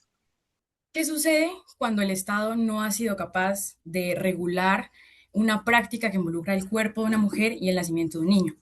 Como vimos, el silencio legislativo ha obligado a la Corte Constitucional a llenar este vacío, permitiendo que la gestación subrogada se desarrolle sin un marco legal que garantice los derechos y la protección de las mujeres y los niños recién nacidos. Como expuso mi compañera hace un rato, el mercado reproductivo no busca a cualquier mujer. Perdón, Karen, Sofía, ningún tipo de regulación garantizará los derechos de las mujeres y de los niños recién nacidos. Únicamente su prohibición, la abolición de esta práctica. Quiero dejarlo claro porque estamos en un espacio abolicionista y aquí no nos andamos con ambigüedades. ¿De acuerdo? Puedes seguir si te parece bien. Como se expuso hace un rato, pues la evidencia muestra que el mercado reproductivo no busca a cualquier mujer, sino un perfil específico de una mujer bajo vulnerabilidad estructural y cuyas necesidades condicionan su decisión de gestar. Lo que hace es que su autonomía se reduce a una cláusula contractual y su cuerpo es introducido a un mercado bajo una falsa voluntad y un falso consentimiento. Aun cuando se alegan estos métodos altruistas o sin ánimo lucrativo, estamos hablando de mujeres que son víctimas pues de todo como el mercado y que son sometidas a un embarazo que, como lo podemos ver en las diapositivas, es altamente riesgoso y cuyas implicaciones recaen exclusivamente sobre ellas, tanto las físicas como las psicológicas. Podemos hablar de situaciones como diabetes gestacional, hemorragias, preeclampsia, pérdida de fertilidad, depresión postparto e incluso la muerte. Respecto de los niños, este silencio legislativo los afecta en temas como su filiación, nacionalidad e incluso los pone en riesgo de apatridia y, al igual que en el caso de las mujeres gestantes, en riesgo de ser tratados como un objeto, en este caso, de transacción jurídica. Ahora bien, se podrían estar preguntando, ya que hablamos de derechos, de tensiones, ¿qué pasa con estos derechos que se les suelen decir que tienen los contratantes o los padres comitentes? ¿Y qué hay sobre ese derecho a la familia? Pues hay mucha desinformación respecto a esto porque no existe un derecho a tener un hijo. No hay ninguna norma que establezca que todos tenemos el derecho a tener un hijo, tal hijo, todo. No hay absolutamente nada de eso. Tal vez en el artículo 42 de nuestra Constitución se menciona algo sobre la libertad reproductiva de las parejas, pero esta aluye exclusivamente a proteger la decisión sobre si tenerlos, sobre cuántos y cuánto tenerlos. Pero esta, ¿cómo se dice? Esta aspiración legítima no atribuye a tener un derecho exigible. Una persona puede tener el deseo de tener una familia, de tener hijos, pero no significa que tenga un derecho fundamental que le pueda imponer a otra persona a gestar, ni tampoco que pueda poner la gestación como un objeto contractual, mucho menos si esto involucra temas constitucionales superiores como lo es la dignidad humana. Sin embargo, el alcance de toda esta problemática no termina aquí, porque la gestación subrogada desencadena una cantidad de situaciones jurídicas, administrativas y médicas que aún no tienen una respuesta clara. Por ejemplo, ¿qué protocolos debe tener un hospital cuando atiende un parto por esta práctica? ¿Qué pasa si la gestante fallece durante el parto y qué derechos tiene su familia? Y si la gestante decide no entregarlo, ¿quién resuelve este conflicto? ¿Quién es el juez competente y en base a qué reglas? ¿Qué pasa con la mujer gestante si los padres intencionales, los contratantes, después del parto desisten del niño? ¿Qué garantías se le pueden ofrecer? Es precisamente por esto que hay que señalar la importancia en base a que, claro, la regulación no va a evitar que pase todo el tema de la explotación del cuerpo femenino, porque estamos hablando de la utilización de un ser humano para un bien de un tercero. Bien, pues para responder a todas las interrogantes, aproximadamente desde inicios de los 2000 se han redactado 16 proyectos de ley, de los cuales ninguno ha sido aprobado, y oscilan dos posiciones. Primero, pues la admisión bajo un modelo altruista, y segundo, la erradicación pues total de esta práctica. En la diapositiva podemos ver que los primeros tres proyectos se inclinan por la admisión bajo el modelo altruista y el último ya toma una posición abolicionista, diciendo pues que se prohíba totalmente cualquier forma de subrogación. Bien, todos parten, sin embargo, de un supuesto punto en común, que es evitar la mercantilización del cuerpo de la mujer, prevenir la explotación reproductiva y prevalecer el interés superior del menor. Sin embargo, también tienen otra coincidencia en una particularidad y es el uso de su lenguaje. El lenguaje no es neutral y las definiciones que usamos para referirnos a estos fenómenos, a estas prácticas, condicionan la manera en la que se perciben socialmente. Entonces, expresiones como gestación subrogada, madre sustituta, donación reproductiva, proyecto parental, pueden presentar la práctica desde un tecnicismo y pueden hacernos como alusión a altruismo. Sin embargo, están quitando del debate lo verdaderamente importante, que son las implicaciones corporales, los vínculos emocionales y las consecuencias sociales que están en las mujeres gestantes. desde la teoría del referente ausente, desarrollada por Carol J. Adams. Se plantea que el patriarcado suele equiparar a las mujeres con animales u objetos, en este caso, para facilitar el consumo de sus cuerpos. Entonces, todos los tecnicismos que hay alrededor de cómo se refieren a esta práctica terminan reduciendo a la mujer a su capacidad reproductiva. Y por ejemplo, la expresión alquiler de vientre. Aquí el referente ausente es la mujer claramente siendo comparada con un objeto o un mueble o un inmueble que se puede rentar. Natalia Rueda explicaría esto como la forma en la que se pretende evadir el obstáculo que impone la dignidad humana, es decir, esconder el sujeto que vendría siendo la mujer. Sin embargo, la problemática no termina solamente con esa expresión, sino cualquier eufemismo que termine reduciendo el embarazo y el proceso a un servicio reproductivo y oculte las relaciones de poder, las desigualdades y todos los riesgos físicos que asumen las mujeres gestantes. Gracias. Le doy paso a mi compañera Juliana.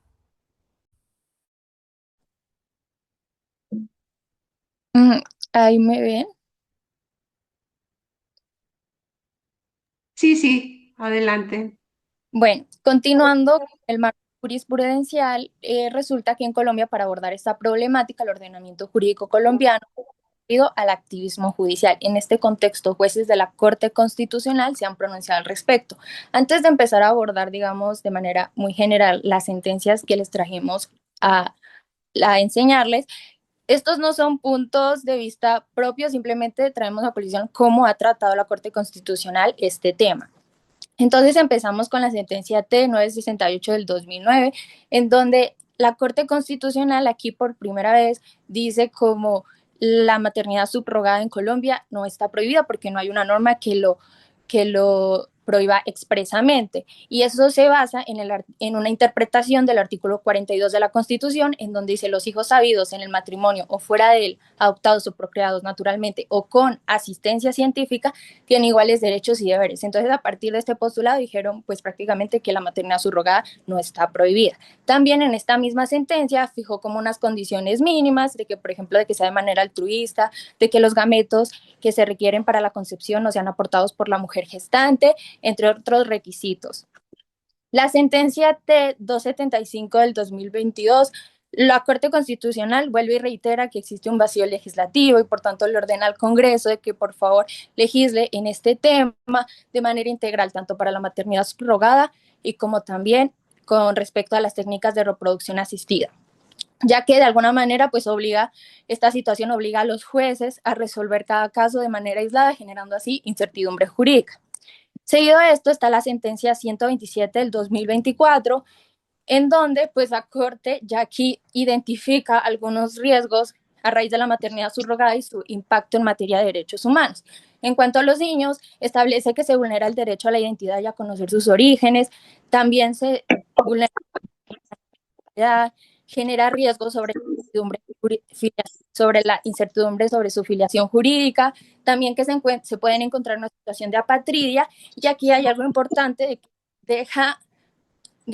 expone de que se puede dar una posible venta de niños cuando la maternidad subrogada está condicionada a un pago.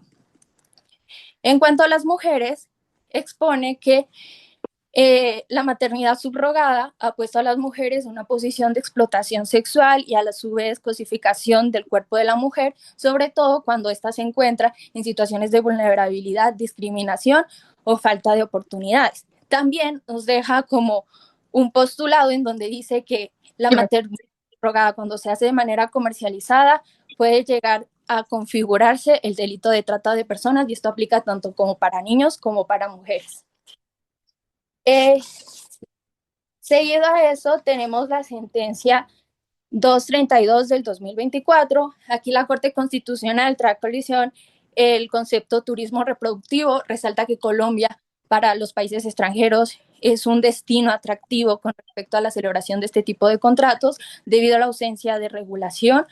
Entonces, esto hace que los extranjeros vengan a celebrar contratos de esta índole con mujeres colombianas, y vuelve y reitera que cuando los niños involucrados en este tipo de contratos se encuentran especialmente en una situación de apatria que vulnera sus derechos. Y ya para terminar nuestra ponencia,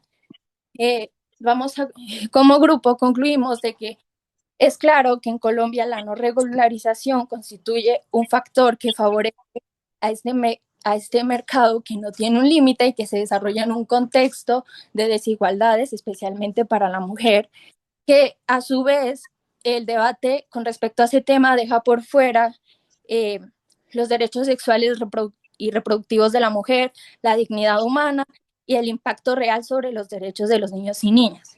También nos resulta indispensable que para abordar el debate se debe hacer desde una perspectiva interseccional que se pregunte cómo a quién favorece este mercado, a costa de quién se sostiene y qué papel desempeña el lenguaje para su legitimación.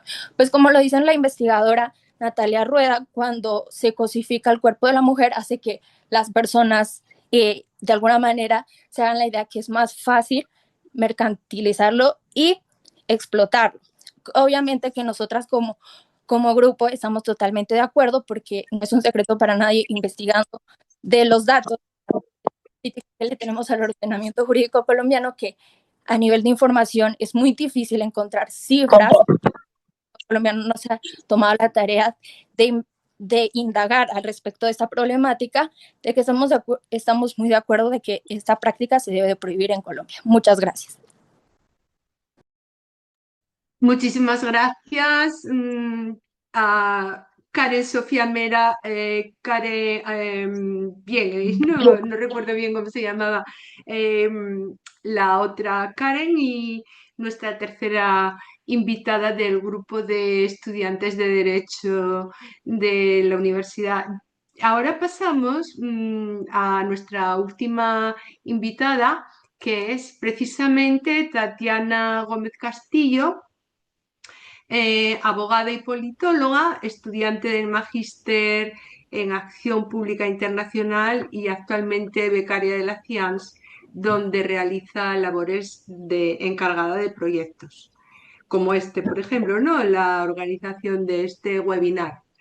Su ponencia lleva por título No existe gestación subrogada sin explotación, dinámicas transnacionales de la maternidad subrogada, donde expondrá cómo las sucesivas iniciativas regulatorias prohibicionistas adoptadas en Asia y Europa han redistribuido los flujos de la demanda hacia las jurisdicciones caracterizadas por vacíos normativos, desigualdad estructural y débil capacidad institucional de supervisión, como ocurre en Colombia, donde el modelo altruista vigente teóricamente en el ordenamiento jurídico colombiano no logró contener la comercialización ni la explotación reproductiva que exige comprender la gestación subrogada como una problemática global con consecuencias regionales y prohibir toda forma de maternidad subrogada como garantía de protección de los derechos de las mujeres colombianas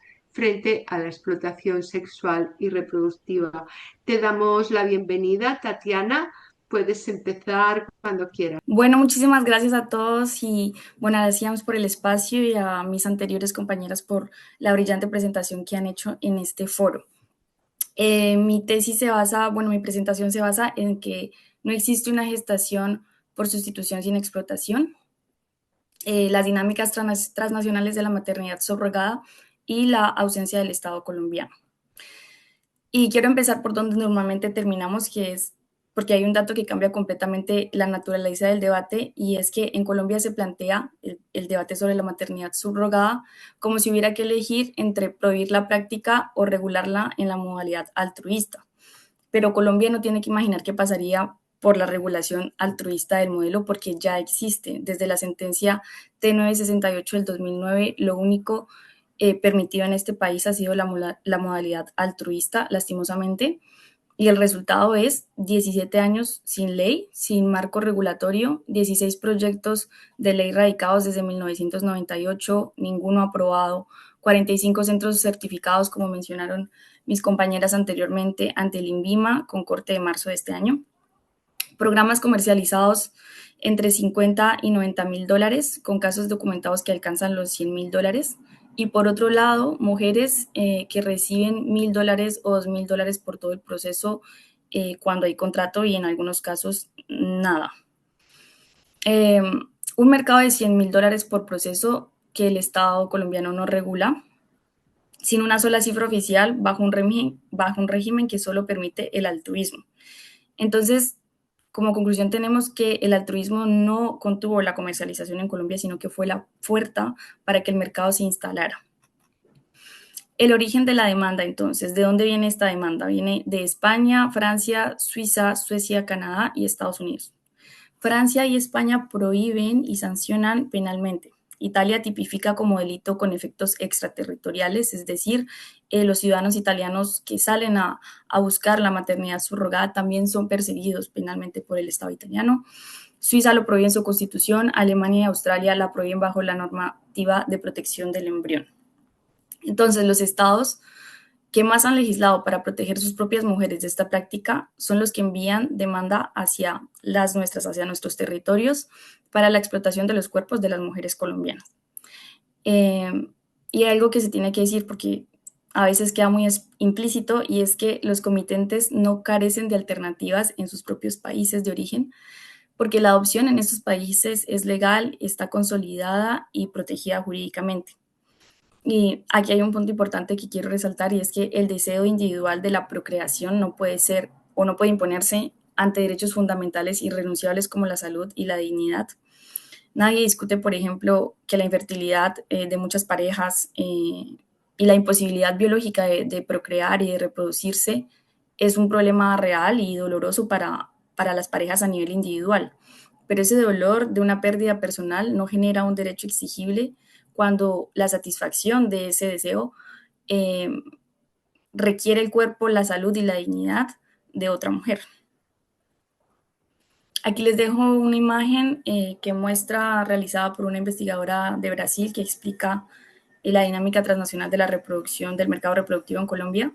Entonces vemos hacia dónde van los bebés que salen de Colombia. Esta es una investigación del 2025, entonces el dato es suficientemente reciente.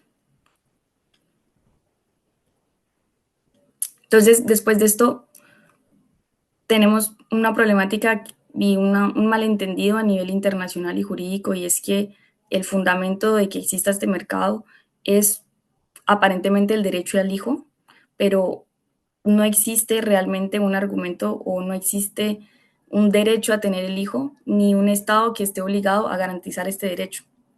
Ningún instrumento internacional de los derechos humanos lo reconoce. El artículo 16, por ejemplo, de la Declaración de los Derechos Humanos garantiza el derecho a fundar una familia, pero no significa que sea un derecho a obtener un hijo biológico por cualquier medio disponible. El artículo 23 del Pacto de Derechos Civiles y Políticos y el 10º del Pacto de Derechos Económicos, Sociales y Culturales protegen a la familia como unidad social. En ningún caso establecen que el Estado esté obligado a proveer la descendencia biológica a cada individuo, y la propia Corte Constitucional en la sentencia 055 del 2022 reconoció la autonomía reproductiva como la facultad de la mujer de decidir sobre su propio cuerpo y su propio proyecto reproductivo. Pero esta interpretación de la Corte no puede extenderse o alargarse hasta obligar el cuerpo de una tercera mujer a servir como instrumento de proyecto reproductivo de terceros, de un proyecto reproductivo ajeno, que es lo que pasa en la maternidad de sustitución. Entonces, hay una asimetría en el debate, y es que no estamos para nada ante un conflicto de derechos equivalentes porque el derecho al niño no existe, sino ante la protección de un sistema jurídico que garantiza el interés individual de unos mediante la subordinación estructural de otros. Y hablamos de subordinación estructural porque esta problemática está atravesada por cuestiones estructurales como la pobreza y la violencia basada en el sexo. Y el derecho constitucional entonces no debería y no tendría por qué operar en esta dirección. Sabemos que una práctica que sea técnicamente posible y que demuestra cómo ha avanzado la tecnología actualmente y que exista demanda para la maternidad subrogada, no lo convierte en un derecho. Que exista demanda y que sea técnicamente posible no convierte la maternidad subrogada o el derecho a tener un niño en un derecho, perdón. Esto, bueno, en Colombia no es una situación aleatoria, porque pues ninguna, si analizamos un poco a nivel internacional, hay una trayectoria regulatoria que se puede comparar. Entonces no es casualidad, sino que es el resultado de una secuencia internacional. Tailandia, por ejemplo, restringe la modalidad comercial en 2015 tras el caso de Baby Gummy. Camboya lo hace en 2016 por vía de su legislación antitrata. India, que durante 2 décadas fue el mayor mercado reproductivo del mundo, aprueba en 2021 una ley que solo admite la modalidad altruista y entre parientes. Y en Ucrania, lastimosamente, bueno, la guerra no frenó su mercado y hoy prácticamente está de nuevo en modelos, en niveles prebélicos, donde el 95%, parecida cifra que en Colombia, de sus comitentes son extranjeros. En Georgia, el gobierno anunció que iba a prohibir el acceso a extranjeros en 2023 y este proyecto hasta ahora no se ha aprobado.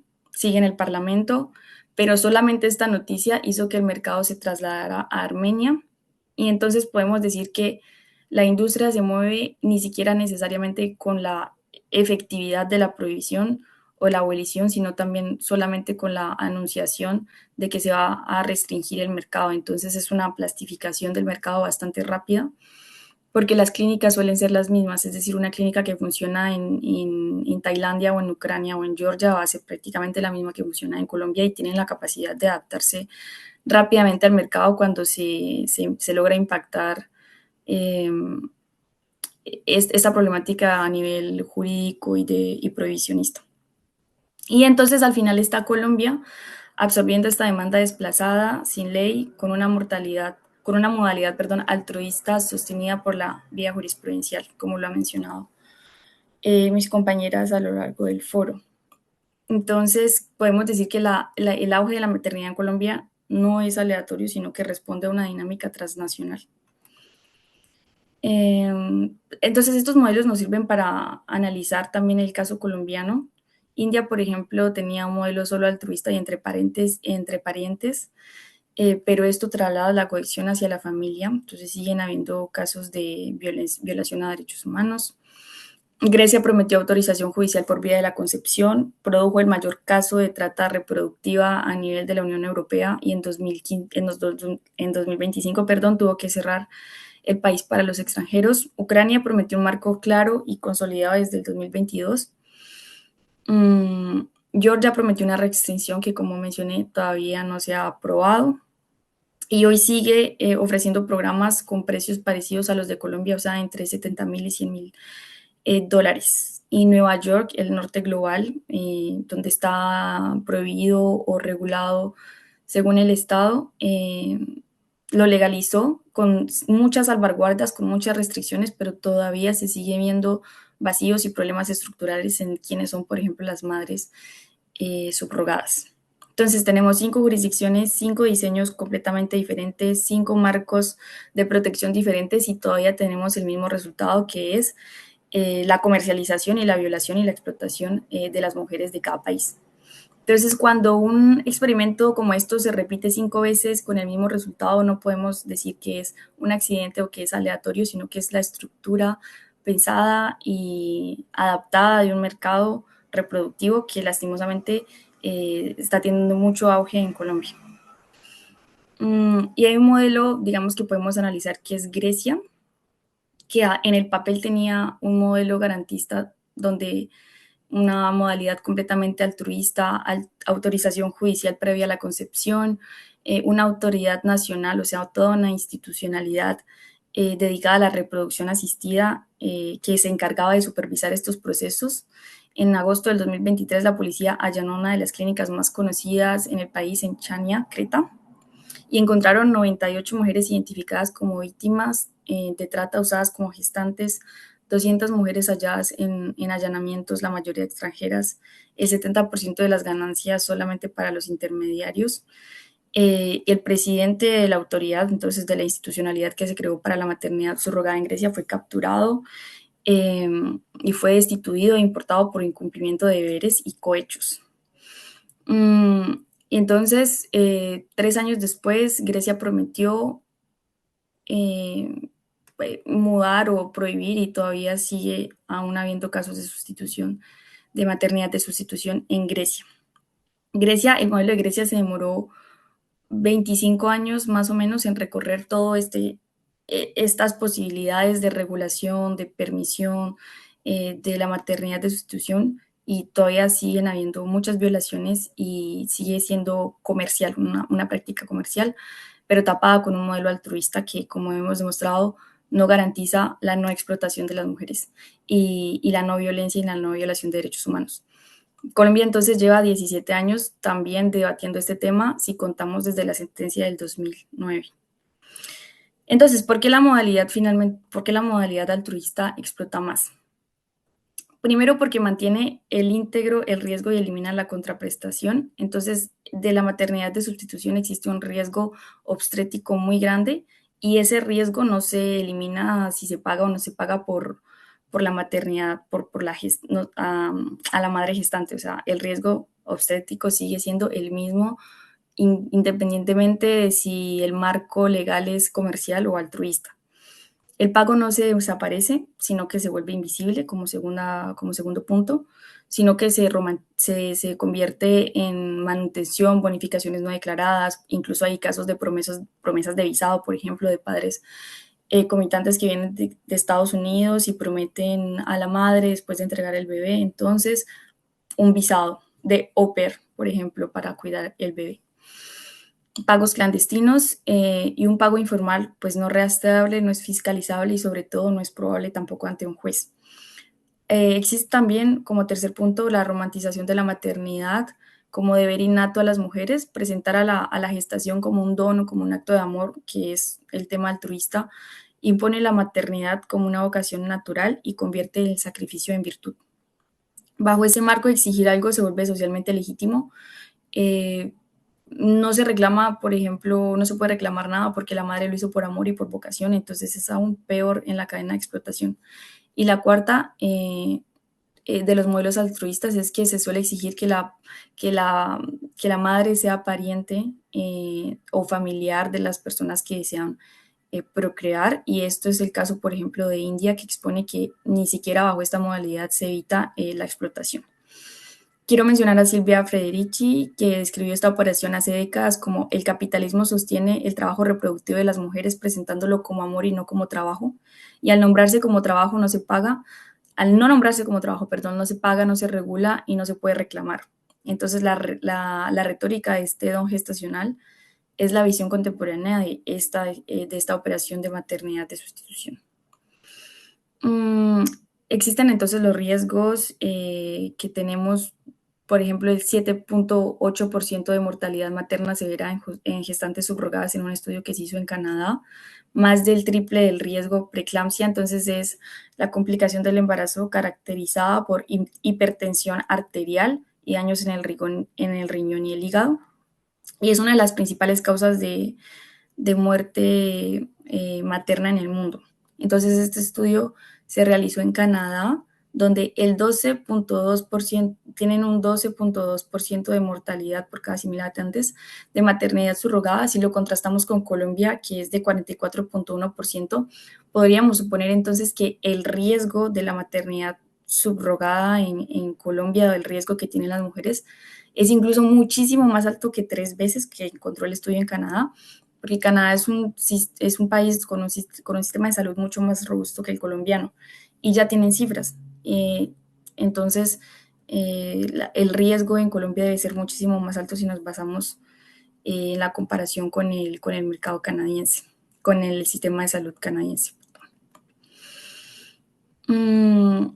Entonces, tenemos una hipótesis sobre la predación del Estado colombiano.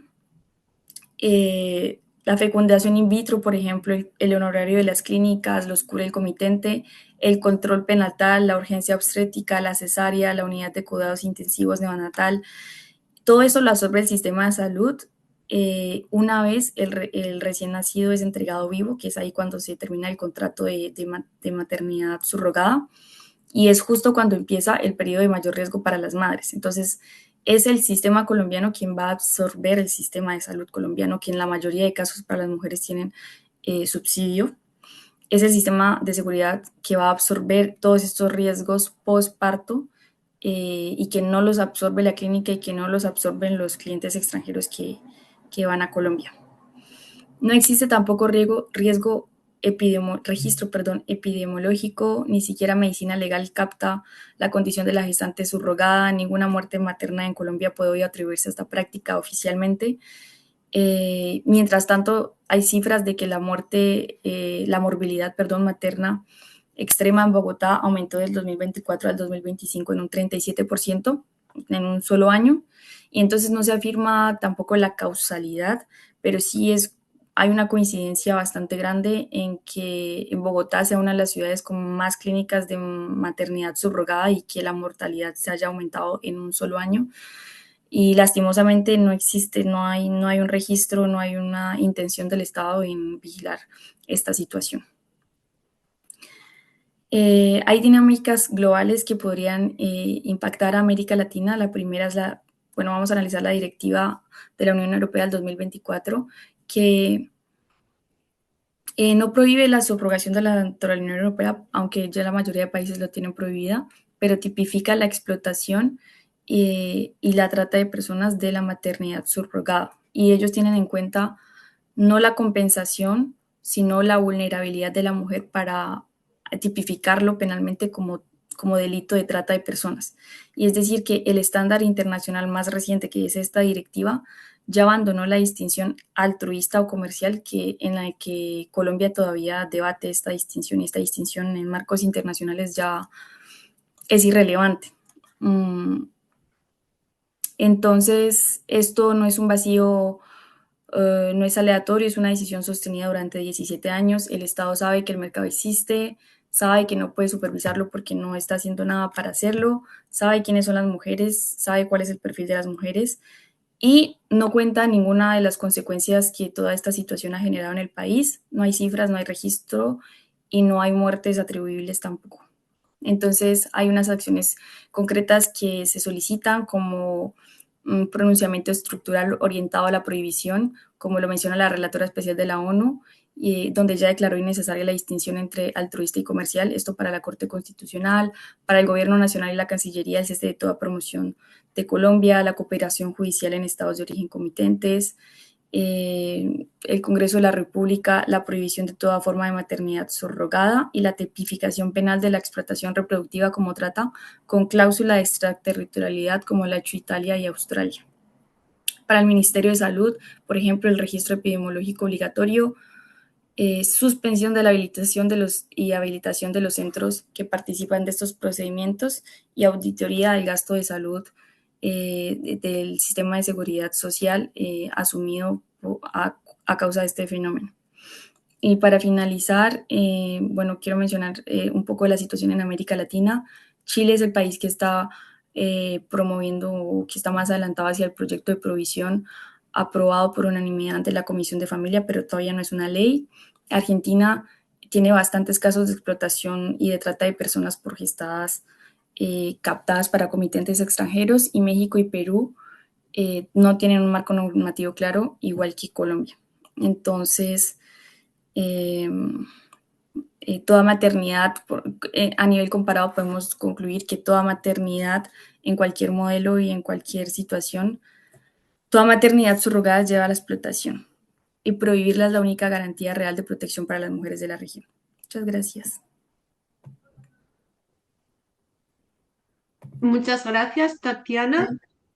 Has perfilado un mapa muy, muy concreto de la explotación reproductiva, que, como hemos podido constatar, se mueve como las dunas del desierto, ¿no? De cierras aquí, abren allá. Es decir, es un mercado que nunca, por las buenas, va a dejar de existir, va a dejar de sacar rendimiento del cuerpo de las mujeres y de la venta de los niños y de las niñas. Entonces, bueno, nuestra misión es ir avanzando en esa lucha, y no lo estamos haciendo mal realmente, porque estamos luchando contra un gigante, no nos damos cuenta.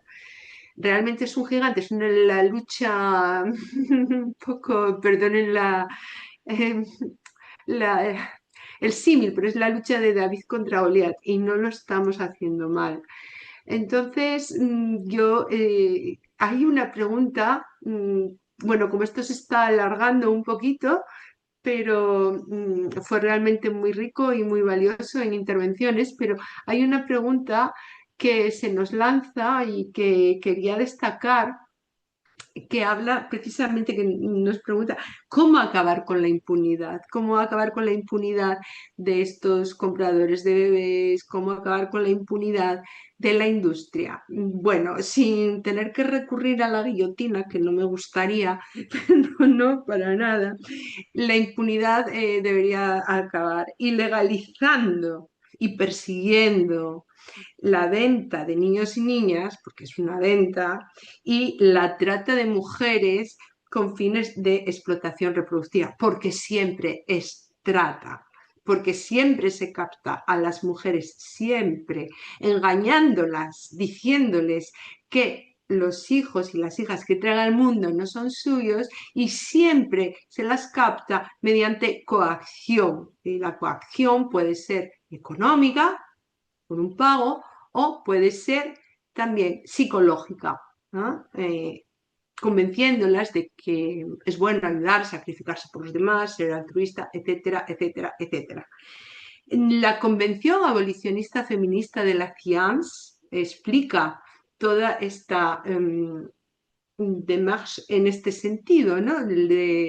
Para llegar a una abolición universal de esta práctica. Hola, qué pena, buenas tardes. Nos gustaría hacer una pequeña aclaración con respecto a nuestro panel, nuestra ponencia.